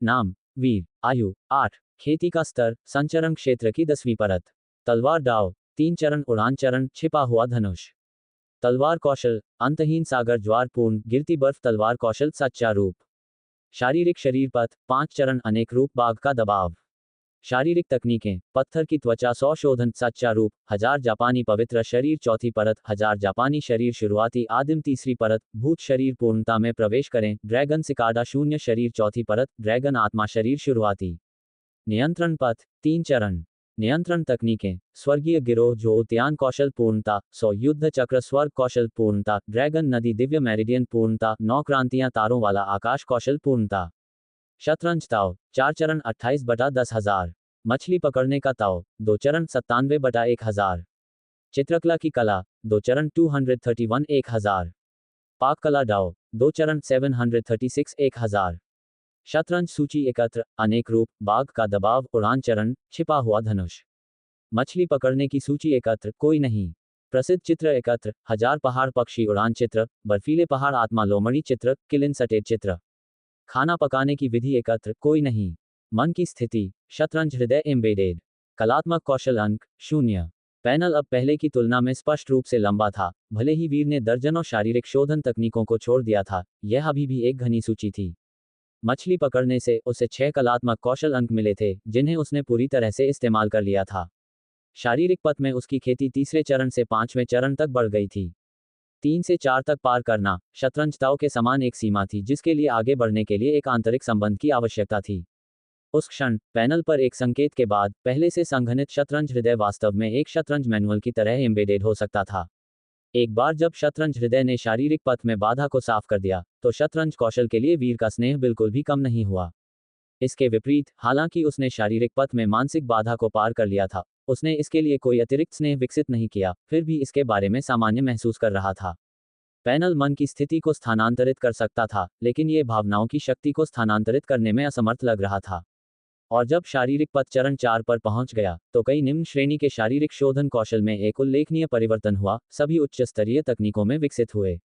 पत्थर की त्वचा 100 शोधन पत्थर की त्वचा 1000 शोधन में बदल गई, और बर्बर बैल शक्ति बुल दानव बर्बर शक्ति में तकनीकों और उनके प्रभावों को बढ़ाते हुए शारीरिक शरीर में महत्वपूर्ण सुधार लाए। अन्य कई हीन ग्रेड तकनीकों ने भी ऐसा ही किया, जिससे उसके पूरे शरीर में सभी अंग नए परिवर्तनों और संवर्धन से गुजरे। अब सिर्फ शारीरिक शक्ति के मामले में वह 80,000 कैटी तक पहुंच गया था। जबकि कई चरम शारीरिक शोधन कलाएं, भले ही कोई ग्रेड परिवर्तन नहीं था, वे सभी चौथी परत में प्रवेश कर चुके थे। हालांकि चौथी परत पर उसे कुछ अजीब मुद्दों का सामना करना पड़ा। केवल स्वर्ग और पृथ्वी की ऊर्जा पर निर्भर रहना अब इन चरम शारीरिक शोधन कलाओं की अभ्यास स्थितियों को पूरा करने के लिए पर्याप्त नहीं था। भले ही शारीरिक पथ में उसकी खेती चरण 5 तक उन्नत हो गई हो, वह बाहरी अनिवार्य स्थितियों को समाप्त नहीं कर सकता था। उदाहरण के लिए, 1000 जापानी पवित्र शरीर की चौथी परत का अभ्यास करने के लिए किसी को व्यक्तिगत रूप से एक जियाओ अजगर को मारना चाहिए, उसकी आत्मा पर कब्जा करना चाहिए और खुद को परिष्कृत करना चाहिए। संचरण क्षेत्र को तोड़ने और आत्मा उत्तराधिकार क्षेत्र में कदम रखने के लिए उसकी आत्मा को वश में करना और कैद करना चाहिए। ड्रैगन सिकाडा शून्य शरीर भी वैसा ही था। चौथी परत, ड्रैगन आत्मा शरीर को पूरा करने के लिए सच्चे ड्रैगन रक्त की एक बूंद की आवश्यकता थी। बाहरी स्थितियों को हल किए बिना, चाहे उसके पास कितना भी शारीरिक बोध हो, भले ही वह जानता हो कि अभ्यास कैसे करना है, यह एक कुशल पत्नी की तरह था जो चावल के बिना खाना नहीं बना सकती थी, हाथ में कोई समाधान नहीं था। सौभाग्य से, ये 2 अभ्यास स्थितियां वीर के लिए मिलना मुश्किल नहीं थीं। केवल एक शब्द के साथ, ली मुक्सियू उन्हें मिनटों में हल कर सकता था। हालांकि इन दो शारीरिक शोधन तकनीकों में आत्मा को विरासत में लेने के तरीके दोनों ही अपरंपरागत थे, और भले ही सफल हो, उन्हें आत्मा उत्तराधिकार क्षेत्र में मध्य स्तरीय माना जाता था, उत्कृष्ट नहीं। आत्मा उत्तराधिकार क्षेत्र की ताकत विरासत में मिली वीर आत्मा की विरासत की ताकत पर निर्भर करती है। इस प्रकार प्रमुख शक्तियां अभी भी इस संबंध में अपना लाभ बनाए रखती थीं, जो साधारण मार्शल कलाकारों से एक विशाल अंतर पैदा करती थी। प्रसिद्ध पहाड़ ग्रैंडमास्टर अपने प्रत्यक्ष शिष्यों को अपने पूर्वजों के वीर आत्मा हॉल के सामने पूजा करने दे सकते थे, और यदि भाग्यशाली तो एक वीर आत्मा पूर्वज की विरासत प्राप्त कर सकते थे, एक कदम में चढ़ते हुए, जिसे शीर्ष स्तरीय माना जाता है। आखिरकार वीर आत्माओं को सौंपने में सक्षम वे प्राचीन पुराने राक्षस थे जो सदियों पहले से कम 4 स्टैंड क्षेत्र अस्तित्व रखते थे, जो स्वर्ग को चुनौती दे सकते थे और भाग्य को बदल सकते थे। महान आर्यावर्त साम्राज्य में ऐसी ताकत को उंगलियों पर गिना जा सकता था। उनकी आत्मा की इच्छा के एक अंश से भी विरासत, एक खजाने के लिए एक चाबी की तरह, बेहद फायदेमंद थी। जबकि इस पृष्ठभूमि और विरासत के बिना मार्शल कलाकारों के लिए, जब तक उनके पास असाधारण प्रतिभाएं नहीं थीं और एक प्रसिद्ध पहाड़ के तहत शपथ नहीं ली थी, उनका एकमात्र विकल्प एक मार्शल मंदिर से एक आत्मा को विरासत में लेना होगा। मार्शल मंदिरों में वीर आत्माएं प्राचीन काल के नायक थे, जिनकी ताकत अलग अलग थी, असमान और सभी पूर्ण नहीं थे, जो विरासत में लेने वाले की अपनी प्रतिभा और स्वभाव पर निर्भर थे, ये देखने के लिए कि कौन सी वीर आत्मा उन्हें चुनेगी। अंत में जियाओ अजगर और कम प्रकार के पहाड़ राक्षसों जैसे थे। ऐसे महान दानव अपनी आत्माओं के साथ कंजूस नहीं थे, लेकिन चूंकि उनकी आत्माएं बहुत कमजोर थीं, वे जो विरासत दे सकते थे वह सीमित था। ली परिवार में पैदा होने के कारण वीर के पास अनगिनत विकल्प थे, जिनमें से सबसे अच्छा विकल्प ली परिवार के पैतृक हॉल में प्रवेश करना था। वहां वंश के पैतृक आत्माओं की पूजा की जाती थी, पहली पीढ़ी से उस प्राचीन दिव्य जनरल तक, जिसने सम्राट महान आर्यावर्त साम्राज्य के साथ महान आर्यावर्त साम्राज्य की भूमि खोली, जिसके बाद कई पीढ़ियां आईं, जिसमें कई शीर्ष स्तरीय पावरहाउस शामिल थे। इसके अलावा रक्तरेखा से संबंध के कारण आत्मा को विरासत में लेना आसान हो गया, जो उन कारणों में से एक था कि मार्शल आर्ट्स कुलीन वंश सदियों से शक्तिशाली क्यों रहे। विरासत विरासत क्या है? ये वह अस्तित्व है जिसे परतों के माध्यम से पारित किया जा सकता है। ली परिवार के पैतृक हॉल में एक आत्मा को सफलतापूर्वक विरासत में लेने और 2 चरम शारीरिक शोधन कलाओं का अभ्यास जारी रखने के बाद, जियाओ आत्मा और सच्चे ड्रैगन आत्मा पर कब्जा करना केवल खुद को मजबूत करेगा, उसे केवल उसी से चढ़ने की अनुमति नहीं देगा। अंतर महत्वपूर्ण है। हालांकि इससे पहले वीर ने अपनी खुद की संचय को और गहरा करने की योजना बनाई। नियंत्रण पथ, जैसा कि उसने सोचा, सामान्य खेती से मेल खाता है। क्यूई संचरण कौशल, चैनलिंग नसें, भविष्य के आत्मा उत्तराधिकार क्षेत्र का आत्माओं का नियंत्रण और यहां तक कि दिव्य आत्मा क्षेत्र, सबसे अधिक संभावना नियंत्रण पथ के अस्तित्व पर निर्भर करती है।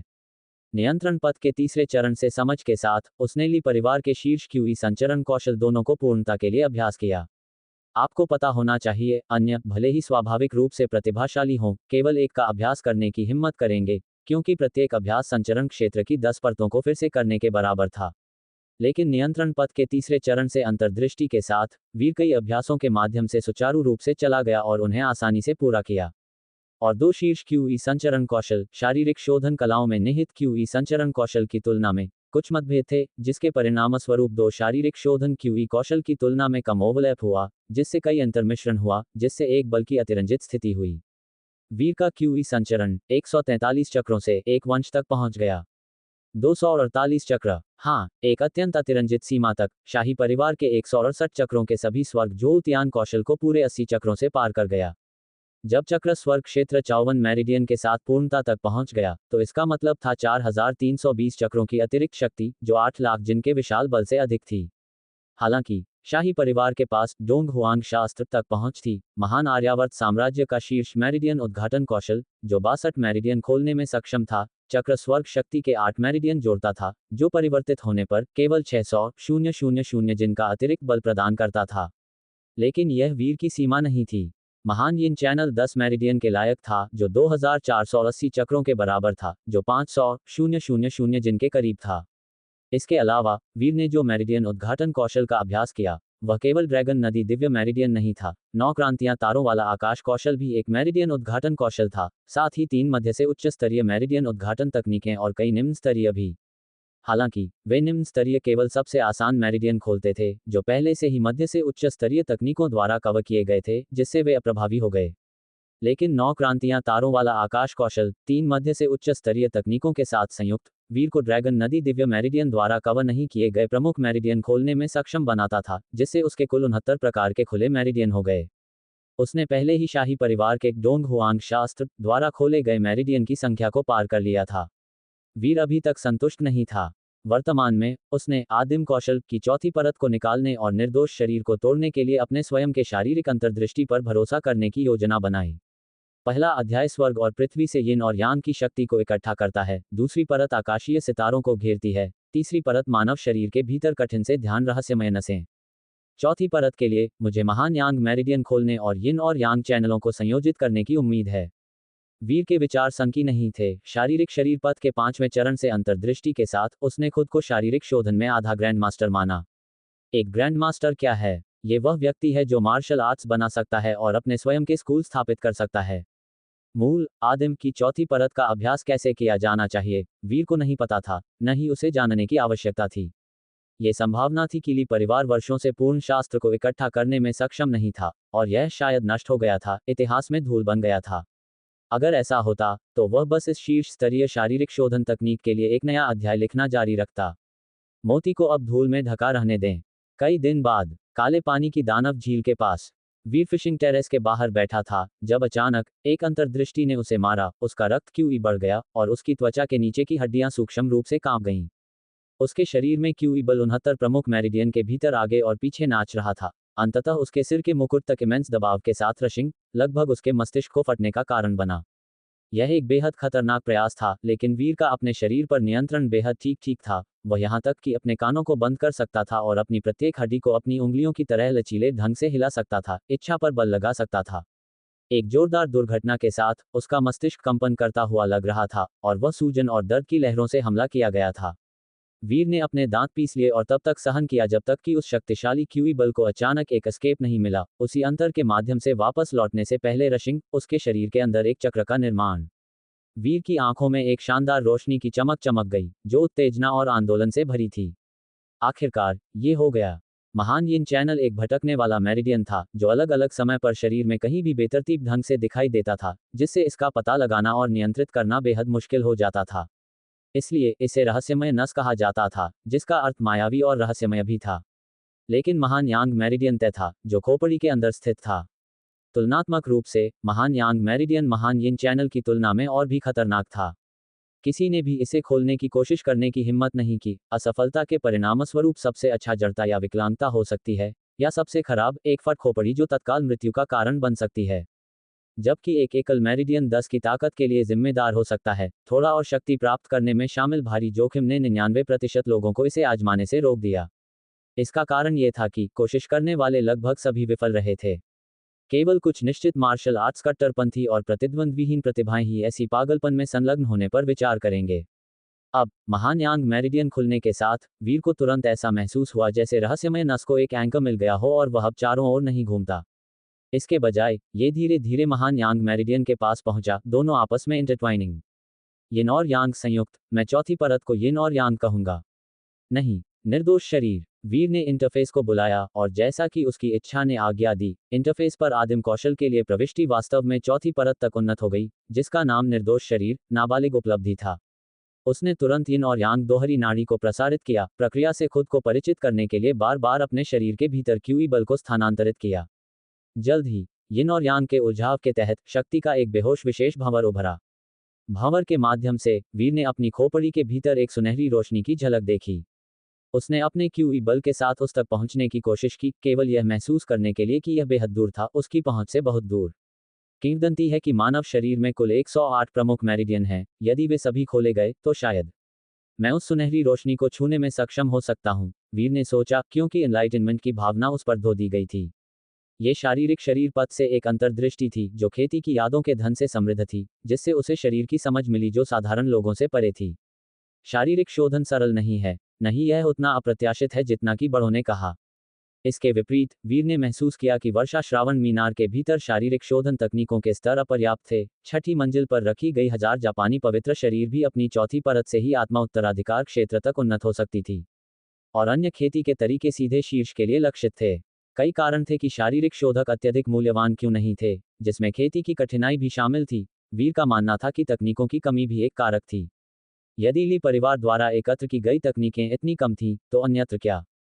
वीर ने इंटरफेस को देखा, पिछली निर्दोष शरीर नाबालिग उपलब्धि अब महान उपलब्धि बन गई थी। यिन और यांग दोहरी नाड़ी का चौराहा सभी प्रमुख मेरिडियन को जोड़ने के लिए लग रहा था, जिससे सभी क्यूई बल को तुरंत अंदर केंद्रित और व्यवस्थित किया जा सकता था, जैसे शरीर में एक ड्रैगन रीढ़ का निर्माण। वीर ने इसे आजमाया और अचानक एक पंच फेंका। एक होश के साथ पंच एक बाघ की दहाड़ की तरह हवा के माध्यम से चला गया। वास्तव में कई जांग आगे पानी की सतह को दबा रहा था, 7 या 8 मीटर व्यास में लहरें और रिपल्स बना रहा था। अगर इस पंच ने वास्तव में ठोस रूप से मारा होता तो यह पानी से टकराने वाले एक तोप के गोले की तरह होता, एक जबरदस्त छप के साथ बर्स्ट फोर्थ। वीर थोड़ा स्टन था और उसकी आंखों में सदमा चमक रहा था। अपने मांस की परिष्कृत संवेदनाओं के माध्यम से वह जानता था कि उसके पंच की शक्ति कितनी भयानक थी। अपने प्रमुख वाहिकाओं की पूरी ताकत के साथ संघनित, उसकी शक्ति दोगुनी हो गई थी। आपको पता होना चाहिए कि इस क्षण उसकी यिन और यांग दोहरी नाड़ी संघनित के साथ और 69 प्रमुख वाहिकाओं के साथ उसने मूल रूप से खेती की थी। ऐसा लगता है जैसे उसके पास 89 प्रमुख वाहिकाएं थीं। प्रत्येक पोत 248 बार प्रसारित होने के साथ उसके शरीर की ताकत पहले ही 4.5 मिलियन जिन तक पहुंच गई थी। दोगुने बर्स्ट के तहत ये 9 मिलियन जिन के करीब था। ये लगभग 10 मिलियन जिन की दिव्य शक्ति तक पहुंच रहा था, और यहां तक कि एक जोतियांग क्षेत्र सच्चे ड्रैगन के पास भी ऐसी भयंकर शक्ति नहीं होगी। यहां तक कि शाही प्रतिभाएं, शीर्ष श्रेणी की किस्मत और मेरिडियन उद्घाटन कौशल का उपयोग करते हुए केवल 2 मिलियन जिन की ताकत होती है, जब तक कि वे 2 प्रमुख वाहिकाओं को भी सक्रिय नहीं करते हैं। यदि केवल एक है, तो उनके पास सभी प्रमुख वाहिकाओं की ऊर्जा को तुरंत संघनित करने और दोगुनी शक्ति को उजागर करने की क्षमता की कमी है। कोई आश्चर्य नहीं कि मेरा वह चाचा इतना भयानक है। दोनों दालों के साथ तुरंत ताकत को दोगुना करने के लिए कन्वर्ज बहुत डरावना, वीर ने बड़बड़ाया। वीर की आंखों में चमकीली और अजीब रोशनी फूट पड़ी। उसने कल्पना करने की हिम्मत नहीं की कि अगर उसके शरीर में सभी 108 वाहिकाओं का विकास होता तो ये कितना दुर्जय होगा। आपको पता होना चाहिए, जोतियांग क्षेत्र में एक साधारण मार्शल कलाकार के पास केवल 20,000 जिन की ताकत होगी। हालांकि यह निचली सीमा है, अस्तित्व का बहुत निचला स्तर। जोतियांग क्षेत्र की 10वीं परत पर 90% योद्धाओं के पास कम से कम कई 100,000 जिन की ताकत थी। हालांकि वीर की तुलना में अंतर अभी भी बहुत विशाल था। मेरी वर्तमान ताकत के साथ मैं आसानी से युआन शिविर से उन एलीट चक्र क्षेत्र सैनिकों को कुचल सकता हूं, यहां तक कि 10वीं परत पर भी, वीर ने खुद से सोचा। 10वीं परत पर युआन शिविर के एलीट सैनिकों के पास केवल 500,000 जिन की भारी ताकत थी, जो उसके सामने केवल बच्चों के रूप में दिखाई देते थे। शाही प्रतिभाएं युआन शिविर के सैनिकों की तुलना में 4 गुना स्ट्रॉन्ग थीं, और वह उन शाही प्रतिभाओं की तुलना में 4 गुना स्ट्रॉन्ग था। वीर ने अपनी मुट्ठी वापस ले ली और अपनी सांस को नियंत्रित किया। यिन और यांग की दोगुनी शक्ति को उजागर करने के बाद उसने शारीरिक शक्ति की एक महत्वपूर्ण खपत महसूस की जो नियमित उपयोग के लिए टिकाऊ नहीं थी। हालांकि यह एक महत्वपूर्ण एक्सचेंज में एक घातक झटका देने के लिए पर्याप्त था। जब उसके शरीर ने आराम किया और बरामद किया, तो वीर ने दानव झील की ओर देखा लेकिन दूसरे चाचा की आकृति नहीं देखी। उन्होंने कहा कि वह दानव झील में पुराने अजगर के निशान को ट्रैक करने गए थे, कौन जानता है कि वह कहां समाप्त हो गया था। ये दानव झील हजारों मील तक फैली हुई थी, जिसमें गहरे पानी थे। अंदर एक ड्रैगन दानव छिपा हुआ था, इसका पता लगाना वास्तव में कठिन था। उस क्षण एक बेहोश आंदोलन अचानक प्रसारित हुआ। वीर के कान मुड़े और उसने जल्दी से अपना सिर घुमाया। केवल एक बर्फ सफेद आकृति को मुरझाए हुए पीले पत्तों के बीच स्वेंग, जैसे कि छिपा हुआ हो। वह आकृति के पास चमक गया और यह एक बर्फ सफेद छोटी लोमड़ी निकली, जो एक नवजात पिल्ले के समान आकार की थी। करीब से देखने के बाद वीर ने देखा कि छोटी लोमड़ी में कोई राक्षसी आभा नहीं थी, यह एक सामान्य जंगली लोमड़ी लगती थी। छोटे लड़के, तुम यहाँ कैसे आए? तुम्हारे माता पिता कहाँ हैं? वीर नीचे झुक गया और पत्तों से छोटी लोमड़ी को उठाया। छोटी लोमड़ी के कानों में नारंगी लाल रंग का स्पर्श था, जो एक सफेद लोमड़ी और एक लाल लोमड़ी के बीच एक मिश्रण जैसा लग रहा था। जब वीर ने उसे उठाया, तो उसने तुरंत संघर्ष किया और अपने छोटे पंजों से उसके हाथों के खिलाफ धक्का दिया। वीर ने उसे अपने हाथ पर रखा और चारों ओर देखा लेकिन वयस्क लोमड़ियों का कोई संकेत नहीं देखा। शायद छोटी चीज अपने घोंसले से बाहर निकल गई थी। ये देखकर वीर ने इसे अपने माता पिता को ढूंढने के लिए जमीन पर वापस रख दिया। छोटी लोमड़ी पत्तों में संघर्ष करती थी, इतनी छोटी कि वह तेजी से या फुर्ती के साथ नहीं चल सकती थी। वीर मुस्कुराया और उस पर और ध्यान नहीं दिया, मछली पकड़ना जारी रखने के लिए झील में लौट आया। कुछ ही समय बाद एक आकृति वापस चमक गई। ये ली मुक्सियू था। उसके हाथ खाली देखकर वीर जानता था कि ड्रैगन दानव के लिए शिकार विफल हो गया था। पुराने मालिक ने पिछले आधे साल में अनगिनत बार कोशिश की थी, ये साबित करते हुए कि ड्रैगन दानव बेहद सतर्क और चालाक था। ली मुक्सियू का ध्यान आकर्षित करने वाले स्तर तक खेती करने के लिए इसे कम से कम हजारों साल तक रहना चाहिए। हम्फ वीर के हंसमुख डिमीना को देखकर ली मुक्सियू ने असंतोषपूर्वक कहा और अपनी आस्तीन के फ्लिक के साथ कहा, तुम्हारा क्या एयरफोर्स? एक छोटा पकड़ा पावर पैसेज क्षेत्र में, वीर ने ही के साथ कहा। ली मुक्सियू ने अपनी आंखों को घुमाया और भी अनॉयड। जैसे ही सूरज पश्चिम में अस्त हुआ, ली मुक्सियू जल्दी में खाली हाथ लौटने के जोखिम से बचने के लिए केवल एक पावर पैसेज क्षेत्र मछली दानव को पकड़ सकता था और फिर वीर को किंगझाओ शहर वापस ले गया। जाने से पहले वीर ने देखा कि छोटी लोमड़ी एक दूर की जगह पर क्रॉल थी और अभी तक उसके माता पिता द्वारा नहीं मिली थी। उसने पुराने मालिक से जांच करने में मदद करने के लिए कहा। केवल एक खोज के बाद रक्त का एक पूल और कुछ बर्फ सफेद लोमड़ी फर पाया। दृश्य के रूप से वयस्क लोमड़ी को कुछ दानव जानवर द्वारा खाया गया था। जंगली में ऐसी घटनाएं आम थीं। वीर ने साई किया, छोटी लोमड़ी को क्लूलेसली चारों ओर चढ़ने के लिए संघर्ष करते हुए पाया और उसे अपने साथ किंगझाओ शहर वापस ले आया। पर्वत और नदी अखाड़ा के पीले रंग के गिरे हुए पत्तों में हैंसफॉर्थ बर्फ सफेद का एक स्पर्श जोड़ा गया था। कई महीने बाद काले पानी की दानव झील के पास वीर ने जोउतियान क्षेत्र की 8वीं परत के एक मछली दानव को खींच लिया, कैजुअली अपनी तलवार निकालकर उसे मार डाला, फिर एक आग पर एक कॉल्ड्रन स्थापित किया और खाना पकाने के लिए स्केलिंग, स्किनिंग, डीबोनिंग उसके आंदोलन ड्रिफ्टिंग बादलों और बहते पानी की तरह तरल थे। इस बार मसालेदार मिर्च जोड़े बिना उसने एक पौष्टिक सूप तैयार किया, कुछ जंगली मशरूम को एक साथ पकाने के लिए फेंक दिया। लोहे के ढक्कन के किनारे से भाप के साथ समृद्ध मशरूम की सुगंध बाहर निकल गई, जिससे झील से मछली पकड़ने वाले दो बड़े लोगों ने हवा को स्निफ किया और ओकेजनल ग्लांसेस कास्ट किए। जैसे ही वीर ने घोषणा की, चलो खाते हैं, दो बड़े कॉल्ड्रन के बगल में फैंटम्स की तरह मटेरियलाइज्ड, प्रत्येक पहले से ही अपने स्वयं के खाने के बर्तनों को पकड़े हुए उत्कृष्ट जेड चॉपस्टिक्स की एक जोड़ी और पेड़ की टहनियों से बने मोटे लोगों की एक जोड़ी साइमल्टेनियसली बर्तन में डाइविंग। टीएस्क बुरा नहीं। ली मुक्सियू ने मछली का एक टुकड़ा स्लर्प्ड और वीर को एक थम्स अप दिया। ओल्ड मास्टर फैंग भी मुस्कुराए क्योंकि उन्होंने अपने लिए मछली सूप का एक कटोरा परोसा, इसे धीरे धीरे सेवरिंग। इस मछली का योगदान महत्वपूर्ण था, जिसने अपने खाना पकाने के अनुभव में दर्जनों अंक जोड़े। साथ ही मछली पकड़ने के अभ्यासों के साथ वीर ने सोचा कि उसकी पाक कला शतरंजताओं के बाद तीसरे खंड तक पहुंचने वाली पहली कलात्मकता होगी। यहाँ छोटे लड़के, कुछ कोशिश करो। वीर ने मछली का एक टुकड़ा उठाया और उसे पास के एक पत्ते पर रखा और एक सफेद आकृति निबल करने के लिए बाहर निकल गई। वह एक लोमड़ी है और तुमने उसे एक कुत्ते के रूप में पाला है, फैंग हंसे। वह कई महीनों से वापस आ गया था और उसने क्या किया, उसने ली मुक्सियू या वीर को नहीं बताया, और स्वाभाविक रूप से वे नहीं पूछेंगे। बहुत अंतर नहीं है, वीर चकल्ड।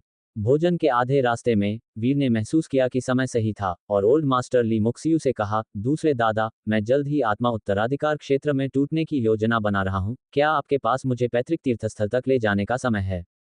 हम दोनों बड़े लोगों ने अपने चॉपस्टिक्स के साथ रोक दिया और वीर को देखने के लिए मुड़ गए। ली मुक्सियू ने आश्चर्य में पूछताछ की, तुम आत्मा उत्तराधिकार क्षेत्र में टूटने जा रहे हो? तुम चक्र स्वर्ग क्षेत्र पूर्णता तक पहुंच गए हो? हम, वीर ने सिर हिलाया।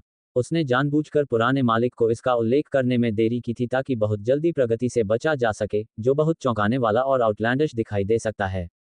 सच में, असली के लिए।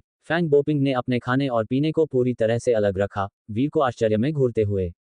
वह जानता था कि भले ही लड़का चारों ओर खेलता था, वह कभी भी खेती के बारे में मजाक नहीं करेगा। लेकिन 8 साल की उम्र में आत्मा उत्तराधिकार क्षेत्र में टूटना, ये थोड़ा बहुत दूर दूर तक लगता था। तुम्हारा ड्रैगन नदी दिव्य मेरिडियन पहले से ही पूर्णता पर है। असंभव। भले ही तुम मार्शल आर्ट्स में अपनी विकलांगता को डिसरिगार्ड्स करो, यहां तक कि तुम्हारे पिता भी 9 साल के होने तक आत्मा उत्तराधिकार क्षेत्र में कदम नहीं रखा। ली मुक्सियू ने संदेह से वीर को देखा, ये जानते हुए कि वह ऐसा एक पॉइंटलेस मजाक नहीं करेगा, लेकिन फिर भी इसे अविश्वसनीय पाया। उसने चौंकाने वाली प्रतिभा के साथ प्रोडिजीज देखे थे, जैसे ली जुने, जो 8.5 साल की उम्र में भी आत्मा उत्तराधिकार तक पहुंच गया था। इसके अलावा वह व्यक्ति मेहनती था, दिन और रात, बुद्धिमान और बेहद मेहनती। लेकिन वीर, उसने अपने दिन उसके साथ मछली पकड़ने में बिताए। कभी कभी उन्होंने पूरे दिन मछली पकड़ी। उसे खेती करने का समय कब मिला? ये सच है। वीर ने महसूस किया कि उसने पुराने मालिक की सामना करने की क्षमता को ओवरएस्टिमेटेड किया होगा, लेकिन अब कोई वापसी नहीं थी, इसलिए उसने अनिच्छा से जारी रखा। क्या ऐसा हो सकता है कि तुम्हारा मेरिडियन अपने आप साफ हो गया हो? ली मुक्सियू ने वीर की जांच की, भले ही तुम्हारे पास शारीरिक शोधन के लिए एक असाधारण प्रतिभा है, आत्मा उत्तराधिकार तक टूटने में कम से कम 7 या 8 साल, या यहां तक कि 1 दर्जन साल से लेकर जीवन भर का समय लगेगा। मेरिडियन उद्घाटन पूर्णता सिर्फ एक छोटे साल में कैसे प्राप्त की जा सकती है? ये सरल है, बस युवा लड़के को हमें दिखाने दो, ओल्ड मास्टर फैंग ने हस्तक्षेप किया। ली मुक्सियू ने एक सिर हिलाकर सहमति व्यक्त की, सही, मुझे दिखाओ। ठीक है तो। वीर तुरंत उठ खड़ा हुआ, कॉल्ड्रन से दूर, फिर अपने क्यूई बल को उत्तेजित किया, अपने पूरे शरीर में 54 प्रमुख मेरिडियन को सक्रिय किया, फॉर्मिडेबल क्यूई लहरों के साथ पूरे पर सर्जिंग। उसने ऑल इनकम्पसिंग विशेषताओं के कंसीलमेंट प्रभाव को संक्षेप में दबा दिया, जिससे क्यूई लहरों को उसके शरीर से बाहर निकलने की अनुमति मिली। लीमुक्सियू और फैंग बोपिंग की आंखें डिसबिलीफ के साथ चौड़ी हो गईं, लीमुक्सियू की प्रतिक्रिया और भी अधिक, क्योंकि उसकी चॉपस्टिक्स बर्तन में गिर गई थी। उसने वीर को एक डेज में देखा, स्लैक जावेद। क्या ये सच में सच है? एक 4 स्टैंड क्षेत्र पावरहाउस के रूप में, वह कैसे गलत हो सकता था? 54 मेरिडियन, पूर्ण और मजबूत, सही जोतियान क्षेत्र की एक बोनाफाइड पूर्णता। लेकिन उसके सामने लड़का केवल 8 साल का था। स्टंड होने के एक पल बाद, फैंग बोपिंग ने एक स्पीचलेस अभिव्यक्ति के साथ ली मुक्सियू को देखने के लिए मुड़ गया। तुम्हारा ली परिवार वास्तव में जानता है कि राक्षसों को कैसे नस्ल करना है। सबसे पहले, ये वह बच्चा ली जुने था, और अब ये वाला है। यदि अन्य दिव्य जनरल मैंशंस को इसके बारे में पता होता, तो वे शायद ईर्ष्या से हरे हो जाते और पूरी तरह से आप लोगों की जांच करते। लीमुक्सियू अभी तक अपने सदमे से बाहर नहीं निकला था, बस वीर को ब्लैंकली घूर रहा था। ये सिर्फ सही जोतियान की एक फ्रीकिश प्रतिभा नहीं थी, इसने कुछ और भी रिवील किया। वीर के मेरिडियन अनब्लॉक थे। इसका मतलब था कि वीर अब एक मार्शल आर्ट्स इनवैलिड नहीं था, वह खेती कर सकता था। और ऐसी प्रतिभा के साथ, वह निश्चित रूप से ली परिवार की अगली 3 पीढ़ियों में नंबर 1 बन जाएगा। पिछले 10 पीढ़ियों पर भी विचार करते हुए, यह एप्टीट्यूड निस्संदेह सबसे अच्छा होगा। उस पल में अनगिनत विचार उसके दिमाग में घूम रहे थे, और ली मुक्सियू को अचानक अपराध और आत्मनिंदा की एक सर्ज महसूस हुई। ऐसा एक जीनियस, और फिर भी वह उसे हर दिन तुच्छ पसूट्स के साथ स्ट्रे कर रहा था। खाना, पीना, खेलना, इंडिस्क्रिमिनेटली मछली पकड़ना। क्या उसने उसकी प्रगति को गंभीर रूप से हिंडर नहीं किया था? दूसरे दादा वीर ने खेती पूरी कर ली और अपने दूसरे चाचा को विचारों में खोया हुआ देखा, इसलिए उसने उसे याद दिलाया। लीमुक्सियू अपनी इंद्रियों में वापस आ गया, और पहली चीज जो वह करना चाहता था वह अपनी कंपोजर बनाए रखने के लिए चॉपस्टिक्स को पकड़ना था, लेकिन वे पहले से ही सूप में गिर गए थे। वह एक बिटर लाफ देने में मदद नहीं कर सका, फिर गहराई से वीर को घूर रहा था। तुम्हारे मेरिडियन इतने अनब्लॉक कैसे हो गए? यह एक सपने में हुआ लग रहा था। वीर ने कहा, एक दिन मुझे एक सपना आया, और सपने में मैं खेती कर रहा था।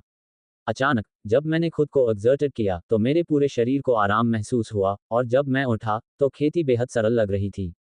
मैं बिना किसी बाधा के मेरिडियन उद्घाटन के माध्यम से गया। दोनों बड़े स्पीचलेस थे। क्या तुमने ये सब अपनी नींद में अनब्लॉक किया? तुम अब निश्चित रूप से अपने सपनों में बोल रहे हो। लेकिन वीर ने जो कहा, उसके अलावा उन्हें कोई अन्य संभावना नहीं मिली। क्या ऐसा हो सकता है कि इस लड़के का पिछला मेरिडियन ऑब्स्ट्रक्शन एक फेंड ऑब्स्ट्रक्शन था? फैंग बोपिंग ने अपनी तेज सफेद दाढ़ी को पिंच किया, पॉन्डरिंग। मैंने सुना है कि कुछ मार्शल आर्ट्स इनवलिड्स टेम्पररी होते हैं, और कुछ अभ्यास के दौरान अचानक अनब्लॉक्ड हो जाते हैं। वह उनमें से एक हो सकता है। हो सकता है। ली मुक्सियू ने सिर हिलाया। उसने भी ऐसी संभावना के बारे में सुना था, लेकिन संभावनाएं बेहद कम थीं। अब जब ये लड़का खेती कर सकता है, तो तुम्हारा ली परिवार वास्तव में प्रभावशाली है। एक सच्चा अजगर गिर गया है, फिर भी दूसरा खड़ा है। टीएस फैंग बोपिंग अपनी प्रशंसा व्यक्त करने में मदद नहीं कर सका। ली मुक्सियू ने साई किया और कहा, अगर मुझे पता होता कि यह ऐसा होगा, तो मैंने उसे ठीक से पोषित किया होता। उसने हमारे साथ हैंगिंग अराउंड बहुत समय बर्बाद कर रहा है। वीर इन शब्दों से चौंक गया और जल्दी से कहा, बड़ी, आप मुझे यहाँ से खेती करने के लिए मजबूर नहीं करने वाले हैं, है ना? तुम्हें खेती करने के लिए मजबूर करने का क्या मतलब है? ली मुक्सियू ने इरिटेबली कहा, अब जब तुम्हारे मेरिडियन अनब्लॉक्ड हैं, क्या तुम भविष्य में ठीक से खेती और एक महान और शानदार प्रतिष्ठा स्थापित नहीं करना चाहते हो? मजाक करना बंद करो। दूसरे विचार के बिना, वीर ने जल्दबाजी में कहा, दूसरे चाचा, मुझे बर्बाद मत करो, मैं सेना में शामिल नहीं होना चाहता और युद्ध में नहीं जाना चाहता। जीवन अब बहुत आरामदायक है, और प्रसिद्धि और सम्मान, एक कुत्ता भी उन्हें नहीं चाहेगा, जिसे चाहिए वह उन्हें ले ले। ली मुक्सियू शब्दों के लिए नुकसान में था। अन्य प्रसिद्ध होने के मौके पर थ्रिल्ड होते, लेकिन ये बच्चा, वह क्या बकवास बात कर रहा था। हा। फैंग बोपिंग हंसी में फट गया। ऐसा लगता है कि यह छोटा स्काउंड्रल जूनियर जैसा कुछ भी नहीं है। मुझे लगता है कि वह जो कहता है वह काफी सही है। प्रसिद्धि। युवाओं ने प्राचीन काल से प्रसिद्धि का पीछा किया है, लेकिन अंत में, धन और सम्मान इस दुनिया के लिए नहीं है। ली मुक्सियू की अभिव्यक्ति सटली स्थानांतरित हो गई, और गहराई से उसने महसूस किया जैसे एक फिशबोन ने उसके दिल को पियर्स्ट किया था, दर्द से उसे स्टैबिंग। ली जुने एक बार डैज़लिंगली शानदार ढंग से उभरा था, लेकिन बाद में, एक शूटिंग स्टार की तरह, वह तेजी से गिरने से पहले संक्षेप में शॉन। उसने वीर को देखा, जो उसे नर्वसली देख रहा था। ली मुक्सियू का दिल एक फूल की तरह कुचल रहा था। अगर उसने इस बच्चे को युद्ध के मैदान में भेजा, तो कौन गारंटी दे सकता था कि वह दूसरा ली जुने नहीं बन जाएगा? भूल जाओ। ली मुक्सियू ने गहराई से साई किया और कहा, यदि तुम प्रसिद्धि के लिए प्रतिस्पर्धा नहीं करना चाहते हो तो ऐसा ही हो। अब से बस पुराने मेरे की तरह ली परिवार में रहो, आराम का जीवन जियो और एक अज्ञात पुराना इनवैलिड बनो। फैंग बोपिंग चकल्ड, कौन हिम्मत करता है कि फिस्ट सेंट अज्ञात है, जब तक कि उसका मुंह तुम्हारे द्वारा क्रुक नहीं किया गया है। ली मुक्सियू ने उसे एक अनॉयड रूप दिया और वीर से कहा, अब से जब तुम्हारे माता पिता खबर सुनेंगे और लुकिंग फॉर आएंगे तो मैं अपने पुराने प्राइड को अलग रखूंगा और उनकी डांट खाऊंगा। बच्चे आओ और खाओ। ये कहने के बाद उसने अपनी उंगली को फ्लिक किया और चॉपस्टिक्स की एक जोड़ी बर्तन से बाहर निकल गई। फिर उसने एक शाखा को पोल्ड चॉपस्टिक्स बनाने के लिए इसे पील्ड और खाना शुरू कर दिया, लेकिन ये पहले की तुलना में नोटिसेबली कम कैफरी और जॉयस था, जैसे कि भारी विचारों से बर्डन हो। वीर ने राहत की एक साय ली, कोई फर्क नहीं पड़ता कि क्या, जब तक वह बूढ़े आदमी के साथ मछली पकड़ना जारी रख सकता था, यह अच्छा था। हालांकि वह अकेले मछली पकड़ सकता था, बूढ़े आदमी के साथ काले पानी की दानव झील में मछली पकड़ने का मतलब था कि न केवल एश्योर्ड सेफ्टी बल्कि बड़ी मछली पकड़ने का मौका भी, जो एक डिलाइटफुल संभावना थी। बर्तन के पास बैठे वीर ने खाना जारी रखा। दूसरे चाचा, आत्मा उत्तराधिकार के बारे में। हम्फ खाओ और उसके बाद मैं तुम्हें वहां ले जाऊंगा। ली मुक्सियू ने वीर पर एक नजर डाली और फिर विगरसली मछली खाने लगा। वीर आराम से महसूस कर रहा था और दिल से खाने और पीने लगा। ली परिवार का पैतृक हॉल डिवाइन जनरल मैंशन के सबसे गहरे हिस्से में स्थित था, जो एक पहाड़ की ढलान में खुदी हुई थी। पहाड़ के बाहर सुरक्षा टाइट थी, भारी कवच में क्लैड वॉरियर्स के साथ, लेकिन ढलान के ऊपर जाने वाले कदमों पर केवल गिरे हुए पत्ते थे, खाली और साइलेंट। फ्लैट स्क्वायर पर मजेस्टिक और सोलम पैट्रिक हॉल के बाहर कई बड़े कॉल्ड्रन्स थे जिनमें से अगरबत्ती अंदर से वॉफ्टिंग थी। दो आकृतियां आकाश से उतरी, पैट्रिक हॉल के सामने वर्ग की ओर ग्लाइडिंग, और फिर पैदल ही कदमों पर चढ़ गईं। यहां तक कि ली मुक्सियू, बूढ़ा आदमी, ने भी अपने यूजुअल प्लेफुल डिमीना को रेन किया और एक शांत अभिव्यक्ति पर लिया क्योंकि उसने वीर को मापा गति के साथ कदम ऊपर ले गया। दूसरे भाई, तुम्हें यहां क्या लाता है? अंदर से एक शांत आवाज आई, एक शांत झील की तरह शांत। सिर्फ आवाज ही किसी के मिरियड विचारों को सुलझाती हुई लगती थी। वीर ने अंदर देखा और प्रदर्शन पर कई पैट्रिक टैबलेट देखे। उनमें से प्रमुख रूप से ली परिवार के संस्थापक दिव्य जनरल ली त्यानयुवान की एक सुनहरी मूर्ति खड़ी थी। पैट्रिक टैबलेट के सामने की तरफ एक बूढ़ा आदमी था जिसकी लंबी दाढ़ी और भौहें थीं। एक कुशन पर अकेले बैठे थे, उसके सामने एक चेस बोर्ड रखा गया था, खुद के खिलाफ खेल रहा था, धीरे धीरे अपनी चाल चल रहा था। बेशक, मैं पूर्वजों को एक नज़र डालने के लिए युवा पीढ़ी को ला रहा हूं, ली मुक्सियू ने कहा क्योंकि उसने थ्रेशहोल्ड पर कदम रखा और प्रवेश किया। ये सुनकर बूढ़े आदमी ने धीरे धीरे अपना सिर उठाया, और जैसे ही उसकी निगाह वीर पर पड़ी, जो थ्रेशहोल्ड से कदम रखा था, उसकी अनफेज्ड आंखों ने रिपल्स का एक संकेत रिवील किया। आत्मा उत्तराधिकार, ये बच्चा जून ये से भी छोटा लगता है। दूसरे भाई, तुम मजाक नहीं कर रहे हो, है ना? कई महीने बाद, काले पानी की दैत्य झील के किनारे, वीर ने जोउत्यान क्षेत्र के 8वें स्तर के एक मछली दैत्य को बाहर निकाला, उसे मारने के लिए अपनी तलवार खींची, और फिर पकाने के लिए आग पर एक कड़ाही रख दी। मछली को साफ करना, उसकी खाल उतारना और कांटे निकालना, उसकी हरकतें बहते बादलों और पानी की तरह सहज थीं। इस बार, उसने मसालेदार मिर्च नहीं डाली, बल्कि एक पौष्टिक सूप तैयार किया, जिसमें कुछ जंगली मशरूम भी मिला दिए। लोहे के ढक्कन के किनारे से मशरूम की सुगंध भाप के साथ बाहर आ रही थी, जिससे झील के किनारे बैठे दो बुजुर्ग मछुआरे अपनी नाक सिकोड़ते और कभी कभी उसकी ओर देखते।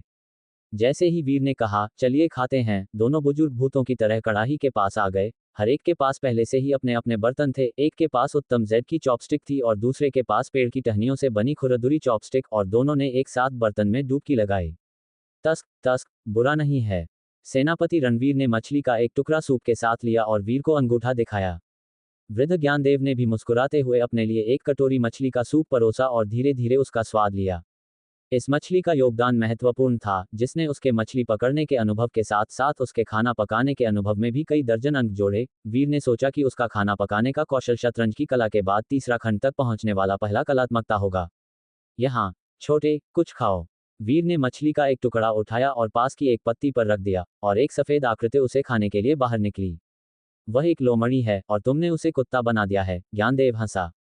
वह कई महीनों से वापस आ गया था, और उसने क्या किया, उसने सेनापति रणवीर या वीर को नहीं बताया, और स्वाभाविक रूप से उन्होंने पूछा भी नहीं। बहुत अंतर नहीं है, वीर मुस्कुराया। खाने के बीच में, वीर को लगा कि सही समय आ गया है, और उसने वृद्ध सेनापति रणवीर से कहा, दूसरे दादा, मैं जल्द ही सोल सक्सेशन क्षेत्र में प्रवेश करने की सोच रहा हूँ, क्या आपके पास मुझे पैतृक मंदिर ले जाने का समय है? हम दोनों बुजुर्गों ने अपनी चॉपस्टिक रोक दी और वीर की ओर देखने लगे। सेनापति रणवीर ने हैरानी से पूछा, तुम सोल सक्सेशन क्षेत्र में प्रवेश करने जा रहे हो? तुम साइकिल हेवन क्षेत्र की पूर्णता तक पहुंच गए हो। वीर ने सिर हिलाया। उसने जानबूझकर इस बात को बूढ़े मालिक को बताने में देरी की ताकि वह बहुत तेजी से प्रगति न करे, जो बहुत चौंकाने वाला और अजीब लग सकता था। सच में, क्या ये सच है? ज्ञानदेव ने अपना खाना पीना एक तरफ रख दिया और वीर को हैरानी से घूरने लगे। उसे पता था कि भले ही लड़का मस्ती करता था, लेकिन वह खेती के बारे में कभी मजाक नहीं करेगा। लेकिन 8 साल की उम्र में सोल सक्सेशन क्षेत्र में प्रवेश करना, ये थोड़ा बहुत दूर की बात लगती थी। तुम्हारी ड्रैगन रिवर डिवाइन मेरिडियन पहले से ही पूर्णता पर है। असंभव। भले ही तुम मार्शल आर्ट्स में अपनी विकलांगता को नजरअंदाज कर दो, तुम्हारे पिता भी 9 साल के होने तक सोल सक्सेशन क्षेत्र में प्रवेश नहीं कर पाए थे। सेनापति रणवीर ने संदेह भरी निगाहों से वीर को देखा। वह जानता था कि वह ऐसा बेतुका मजाक नहीं करेगा, लेकिन फिर भी उसे अविश्वसनीय लगा। उसने ली जुनय जैसे चौंकाने वाली प्रतिभा वाले विलक्षण बच्चों को देखा था, जो 8.5 साल की उम्र में भी सोल सक्सेशन क्षेत्र तक पहुंच गए थे। इसके अलावा वह व्यक्ति मेहनती, दिन रात बुद्धिमान और बेहद मेहनती था। लेकिन वीर, उसने अपने दिन उसके साथ मछली पकड़ते हुए बिताए। कभी कभी वे पूरे दिन मछली पकड़ते थे। उसे साधना करने का समय कब मिला? ये सच है। वीर को लगा कि उसने बूढ़े मालिक की संभालने की क्षमता को कम आंका होगा, लेकिन अब पीछे हटने का कोई रास्ता नहीं था, इसलिए वह अनिच्छा से आगे बढ़ा। क्या ऐसा हो सकता है कि तुम्हारी नाड़ियां अपने आप साफ हो गई हों? सेनापति रणवीर ने वीर की जांच की। भले ही तुम्हारे पास बॉडी रिफाइनमेंट के लिए एक असाधारण प्रतिभा है, सोल सक्सेशन में प्रवेश करने में कम से कम 7 या 8 साल, या यहां तक कि 1 दर्जन साल या आजीवन लग सकते हैं। केवल 1 साल में मेरिडियन ओपनिंग की पूर्णता कैसे प्राप्त की जा सकती है? ये सरल है, बस लड़के को हमें दिखाने दो, बूढ़े मालिक ज्ञानदेव ने हस्तक्षेप किया। सेनापति रणवीर ने सिर हिलाते हुए सहमति व्यक्त की। सही है, मुझे दिखाओ। ठीक है। वीर तुरंत उठ गया, कड़ाही से दूर। फिर उसने अपनी क्यूई शक्ति को उत्तेजित किया, अपने पूरे शरीर में 54 प्रमुख नाड़ियों को सक्रिय किया, जिसमें दुर्जय क्यूई लहरें चारों ओर उमड़ रही थीं। उसने संक्षेप में ऑल इनकम्पासिंग गुणों के छिपाव प्रभाव को दबा दिया, जिससे क्यूई तरंगों को उसके शरीर से बाहर निकलने दिया। सेनापति रणवीर और ज्ञानदेव की आंखें अविश्वास से चौड़ी हो गईं। सेनापति रणवीर की प्रतिक्रिया और भी अधिक थी, क्योंकि उसकी चॉपस्टिक बर्तन में गिर गई थी। वह वीर को एक टकटकी लगाकर देखता रहा, उसका मुंह खुला था। क्या ये वास्तव में सच है? एक फोर स्टैंड्स क्षेत्र की शक्तिशाली हस्ती के रूप में वह कैसे गलती कर सकता था? 54 नाड़ियां, भरी हुई और मजबूत, परफेक्ट जो तियान क्षेत्र की एक वास्तविक पूर्णता। लेकिन उसके सामने का लड़का केवल 8 साल का था। एक पल के लिए दंग रहने के बाद ज्ञानदेव ने सेनापति रणवीर की ओर एक शब्द अभिव्यक्ति के साथ देखा। तुम्हारा ली परिवार वास्तव में जानता है कि राक्षसों को कैसे पैदा किया जाए। पहले वह बच्चा ली जुनय था और अब ये है। अगर अन्य डिवाइन जनरल मैंशंस को इस बारे में पता चला, तो वे शायद ईर्ष्या से हरे हो जाएंगे और तुम लोगों की पूरी तरह से जांच करेंगे। सेनापति रणवीर अभी भी अपने सदमे से बाहर नहीं आ पाया था, बस वीर को शून्य में देख रहा था। ये सिर्फ परफेक्ट जो तियान की एक विचित्र प्रतिभा नहीं थी, इसने कुछ और भी प्रकट किया। वीर की नाड़ियां अवरुद्ध नहीं थीं। इसका मतलब था कि वीर अब मार्शल आर्ट्स का अक्षम नहीं था, वह साधना कर सकता था। और ऐसी प्रतिभा के साथ वह निश्चित रूप से ली परिवार की अगली 3 पीढ़ियों में नंबर 1 बन जाएगा। पिछले 10 पीढ़ियों को भी ध्यान में रखते हुए ये योग्यता निस्संदेह सबसे अच्छी होगी। उस पल उसके दिमाग में अनगिनत विचार घूम रहे थे और सेनापति रणवीर को अचानक अपराध बोध और आत्मनिंदा का एक झटका लगा। ऐसा प्रतिभाशाली, और फिर भी वह उसे हर दिन तुच्छ कामों में बहका रहा था। खाना, पीना, खेलना, अंधाधुंध मछली पकड़ना। क्या उसने उसकी प्रगति में गंभीर रूप से बाधा नहीं डाली थी? दूसरे दादा। वीर ने साधना समाप्त की और देखा कि उसके दूसरे चाचा विचारों में खोए हुए हैं, तो उसने उन्हें याद दिलाया। सेनापति रणवीर होश में आ गए, और पहली चीज जो वह करना चाहते थे वह थी अपनी चॉपस्टिक को पकड़ना ताकि वह अपनी शांतता बनाए रख सकें, लेकिन वे पहले ही सूप में गिर चुके थे। वह कड़वी हंसी हंसे बिना नहीं रह सका, फिर गहराई से वीर को देखा। तुम्हारी नाड़ियां इतनी अवरुद्ध कैसे हो गईं? यह एक सपने में हुआ। वीर ने कहा, एक दिन मैंने एक सपना देखा, और सपने में मैं साधना कर रहा था। अचानक जब मैंने खुद को लगाया तो मेरा पूरा शरीर आराम महसूस कर रहा था, और जब मैं जागा तो साधना बेहद सरल लग रही थी। मैंने बिना किसी बाधा के मेरिडियन ओपनिंग की। दोनों बुजुर्ग शब्द थे। क्या तुमने इसे अपनी नींद में ही सब कुछ खोल दिया? तुम अब निश्चित रूप से अपने सपनों में बोल रहे हो। लेकिन वीर ने जो कहा उसके अलावा उन्हें कोई और संभावना नहीं मिल रही थी। क्या ऐसा हो सकता है कि इस लड़के का पिछला मेरिडियन अवरोध एक ढोंग था? ज्ञानदेव ने अपनी तीखी सफेद दाढ़ी को चुटकी बजाई, सोचते हुए। मैंने सुना है कि कुछ मार्शल आर्ट्स अक्षम अस्थायी होते हैं, और कुछ अभ्यास के दौरान अचानक अवरुद्ध हो जाते हैं। वह उनमें से एक हो सकता है। हो सकता है। सेनापति रणवीर ने सिर हिलाया। उसने भी ऐसी संभावना के बारे में सुना था, लेकिन इसकी संभावना बहुत कम थी। अब जब ये लड़का साधना कर सकता है तो तुम्हारा ली परिवार वास्तव में प्रभावशाली है। एक सच्चा ड्रैगन गिर गया है, फिर भी एक और खड़ा है। तस्क तस्क। ज्ञानदेव अपनी प्रशंसा व्यक्त किए बिना नहीं रह सके। सेनापति रणवीर ने आह भरी और कहा, अगर मुझे पता होता कि ऐसा होगा तो मैंने उसे ठीक से पाला होता। उसने हमारे साथ घूमते हुए बहुत समय बर्बाद किया है। वीर इन शब्दों से चौंक गया और जल्दी से कहा, बुजुर्ग, आप मुझे अब से साधना करने के लिए मजबूर तो नहीं करने जा रहे हैं, है ना? साधना करने के लिए मजबूर करने का क्या मतलब है? सेनापति रणवीर ने चिड़चिड़े होकर कहा, अब जब तुम्हारी नाड़ियां अवरुद्ध नहीं हैं, तो क्या तुम ठीक से साधना करके भविष्य में एक महान और शानदार प्रतिष्ठा स्थापित नहीं करना चाहते हो? मजाक करना बंद करो। बिना किसी दूसरी सोच के वीर ने जल्दी से कहा, दूसरे चाचा, मुझे बर्बाद मत करो, मैं सेना में शामिल होकर युद्ध में नहीं जाना चाहता। जीवन अब बहुत आरामदायक है और प्रसिद्धि और सम्मान एक कुत्ता भी उन्हें नहीं चाहेगा, जिसे चाहिए वह ले ले। सेनापति रणवीर नी शब्द हो गए। दूसरे लोग प्रसिद्ध होने के मौके पर रोमांचित हो जाते, लेकिन ये बच्चा क्या बकवास कर रहा था। हा हा हा। ज्ञानदेव हंसी में फूट पड़े, लगता है ये छोटा बदमाश जुनय जैसा बिल्कुल नहीं है। मुझे लगता है कि वह जो कहता है वह बिल्कुल सही है। प्रसिद्धि। युवाओं ने प्राचीन काल से ही प्रसिद्धि का पीछा किया है, लेकिन अंत में धन और सम्मान इस दुनिया के लिए नहीं है। सेनापति रणवीर की अभिव्यक्ति सूक्ष्म रूप से बदल गई और गहराई में उसे ऐसा लगा जैसे एक मछली का कांटा उसके दिल में घुस गया है, उसे दर्दनाक रूप से चुभा रहा है। ली जुनय एक बार चमत्कारी रूप से शानदार रूप से उभरा था, लेकिन बाद में एक शूटिंग स्टार की तरह वह तेजी से गिरने से पहले संक्षेप में चमका। उसने वीर को देखा, जो उसे घबराहट से देख रहा था। सेनापति रणवीर का दिल एक कुचले हुए फूल जैसा लगा। अगर वह इस बच्चे को युद्ध के मैदान में भेजता तो कौन गारंटी दे सकता था कि वह दूसरा ली जुनय नहीं बन जाएगा।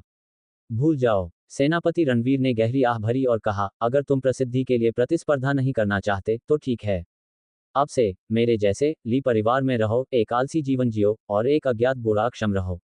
ज्ञानदेव हंसे, कौन ये कहने की हिम्मत करता है कि फिस्ट सेंट अज्ञात है, जब तक कि उसका मुंह तुम्हारे द्वारा अभी तक टेढ़ा नहीं किया गया हो। सेनापति रणवीर ने उसे एक नाराज भरी नजर दी और वीर से कहा, अब से जब तुम्हारे माता पिता खबर सुनेंगे और आएंगे तो मैं अपने पुराने गर्व को एक तरफ रख दूंगा और उनकी डांट खाऊंगा। बच्चे, आओ और खाओ। ये कहने के बाद उसने अपनी उंगली से एक जोड़ी चॉपस्टिक को बर्तन से बाहर निकाल दिया। फिर उसने एक टहनी खींच ली, उसे चॉपस्टिक बनाने के लिए छील दिया और खाने लगा, लेकिन ये पहले से कम लापरवाह और आनंदमय था, जैसे भारी विचारों से बोझिल हो। वीर ने राहत की सांस ली, चाहे कुछ भी हो, जब तक वह बूढ़े आदमी के साथ मछली पकड़ना जारी रख सकता था, यह अच्छा था। हालांकि वह अकेले मछली पकड़ सकता था, बूढ़े आदमी के साथ काले पानी की दैत्य झील पर मछली पकड़ने का मतलब न केवल सुनिश्चित सुरक्षा थी, बल्कि बड़ी मछली पकड़ने का मौका भी था, जो एक रमणीय संभावना थी। बर्तन के पास बैठकर वीर ने खाना जारी रखा।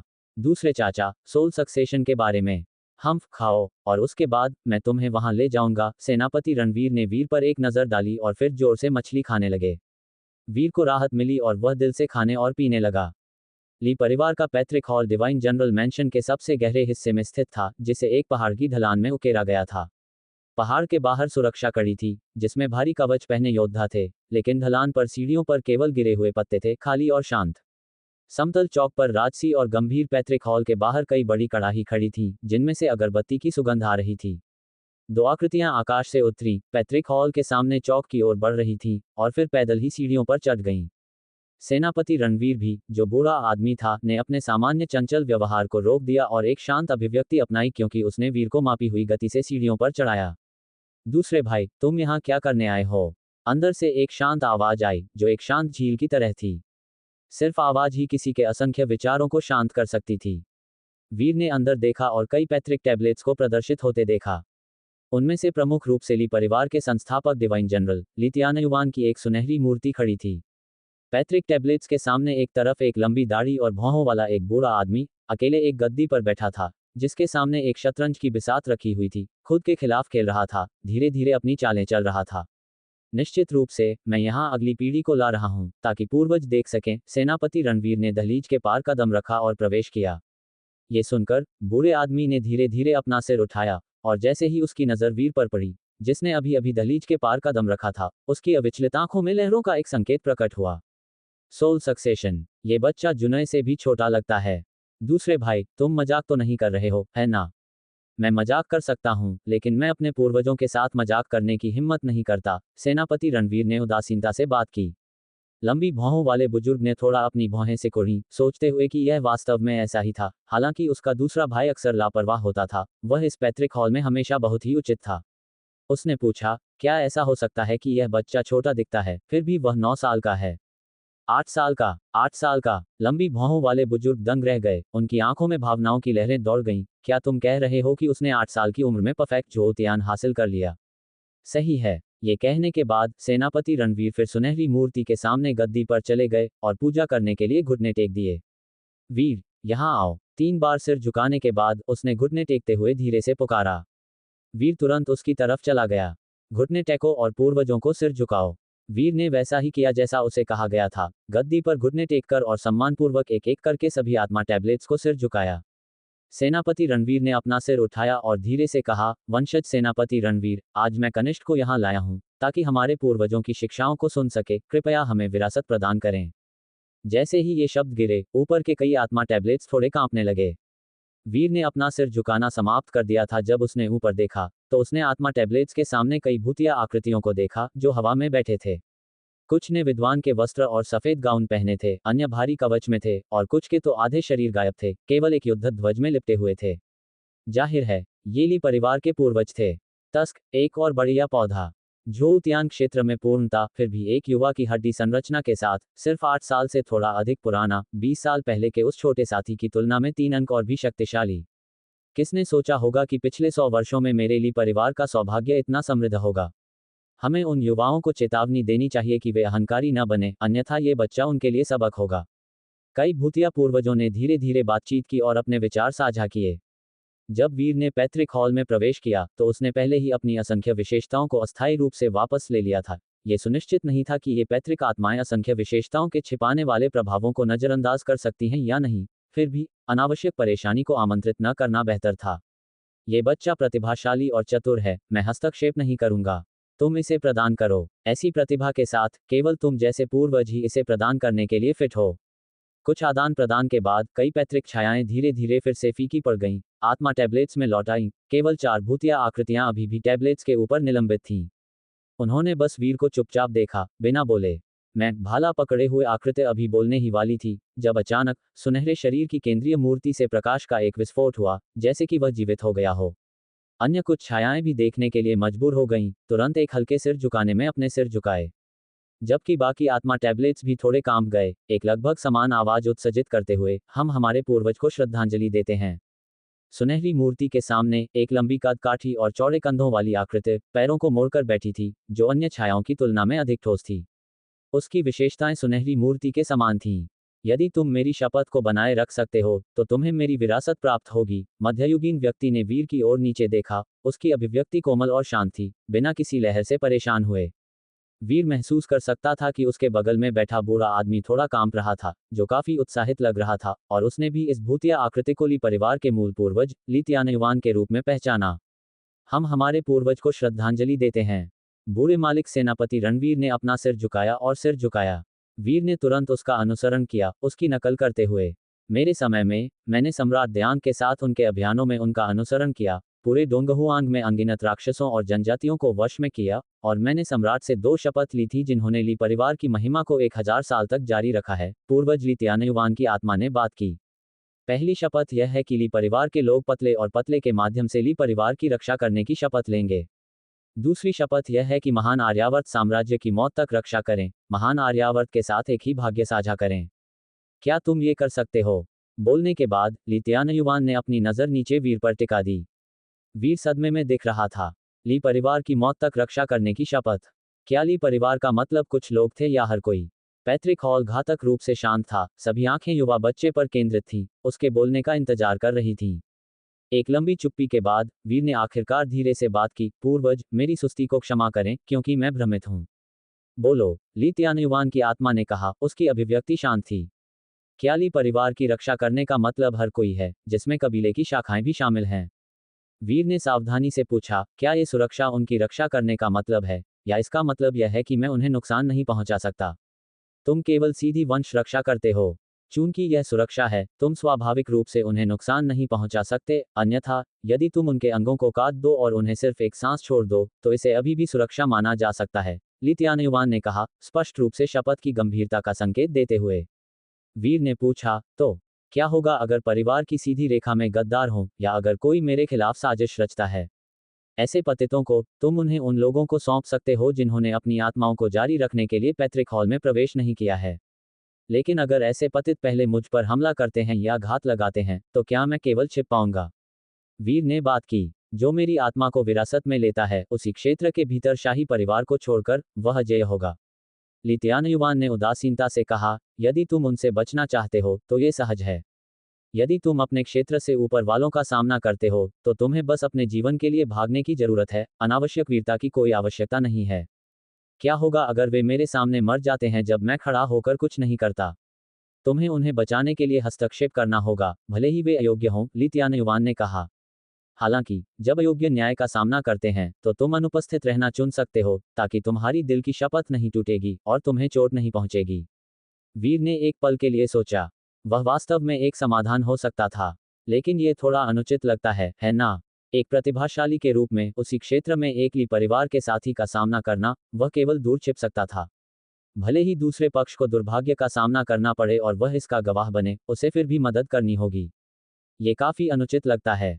बकवास करना बंद करो। सेनापति रणवीर की अभिव्यक्ति थोड़ी बदल गई और उसने तुरंत वीर से फुसफुसाया।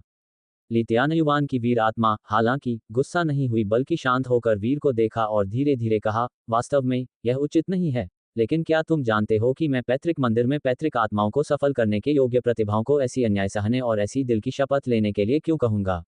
ली परिवार में वास्तव में एक परिवार का मंदिर और कई पैतृक वीर आत्माएं हैं, लेकिन ली परिवार का हर सदस्य इन आत्माओं को विरासत में लेने के योग्य नहीं है, उनके मानक काफी उच्च हैं। वीर ने सिर हिलाया, मुझे नहीं पता, ये निरंतरता के लिए है। ली त्यानयुआन ने धीरे धीरे बात की, पहली दिल की शपथ परिवार के प्रतिभाशाली सदस्यों को बिगड़ने और अहंकारी बनने से रोकना है, जो कबीले के भीतर साधारण और औसत दर्जे के लोगों के जीवन की उपेक्षा करते हैं, यहाँ तक कि कबीले के संसाधनों के साथ चढ़ने और लापरवाही से अपना भाग्य खोजने के बाद परिवार से अलग होने के बिंदु तक। इसलिए ये प्रतिबंध प्रतिभाशाली के लिए अनुचित लग सकता है, लेकिन अधिक से अधिक यह एक मामूली शिकायत है। फिर भी लाभ यह है कि यह परिवार को बनाए रख सकता है, विरासत को पीढ़ी दर पीढ़ी तक पहुंचा सकता है। वीर ने इस पर विचार किया। पूर्वजों के दृष्टिकोण से ये वास्तव में ऐसा ही था। और ली परिवार का 1000 साल का अस्तित्व जो बुझा नहीं है और शाही परिवार द्वारा डरता नहीं है, दूसरी दिल की शपथ के कारण है। ली त्यानयुआन ने शांत होकर बात की, मूल रूप से 12 डिवाइन जनरल थे जिन्होंने संस्थापक सम्राट के साथ अभियान चलाया था। अब महान आर्यावर्त डिवाइन जनरल मेंशन में केवल 5 सीटें हैं, जिनमें से 2 हाल के सैकड़ों वर्षों में बढ़ी हैं। उन पुराने साथियों के वंशज समय की रेत से लंबे समय से मिटा दिए गए हैं और बाकी लोगों ने अपनी पहचान छिपा ली है, उनके ठिकाने अज्ञात हैं। ये 2 दिल की शपथ प्रतिबंधों जंजीरों की तरह लग सकती हैं, लेकिन वास्तव में वे रक्त रेखा की निरंतरता के लिए हैं। अन्यथा ली परिवार के 1000 साल के संचित सैन्य गुणों, उसके संबंधों, जनरलों की संख्या और सेना के भीतर प्रतिष्ठा के साथ शाही परिवार उन्हें इतनी आसानी से सशक्त बनाने की हिम्मत कैसे कर सकता था, और वे हमें कमजोर करने और नुकसान पहुंचाने के लिए शाही कौशल का उपयोग क्यों नहीं करेंगे? ये सुनकर वीर क्षण भर के लिए दंग रह गया। इस पुराने पूर्वज के दृष्टिकोण से ये वास्तव में हासिल किया गया था।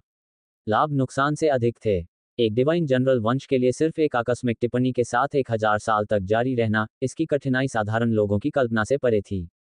शायद यह इसलिए था क्योंकि शाही परिवार जानता था कि ली परिवार के शीर्ष प्रतिभाएं परिवार के मंदिर में पैतृक आत्माओं को विरासत में लेंगे और इन 2 दिल की शपथों को लेंगे कि उन्होंने ली परिवार को उसकी वर्तमान महिमा की अनुमति दी।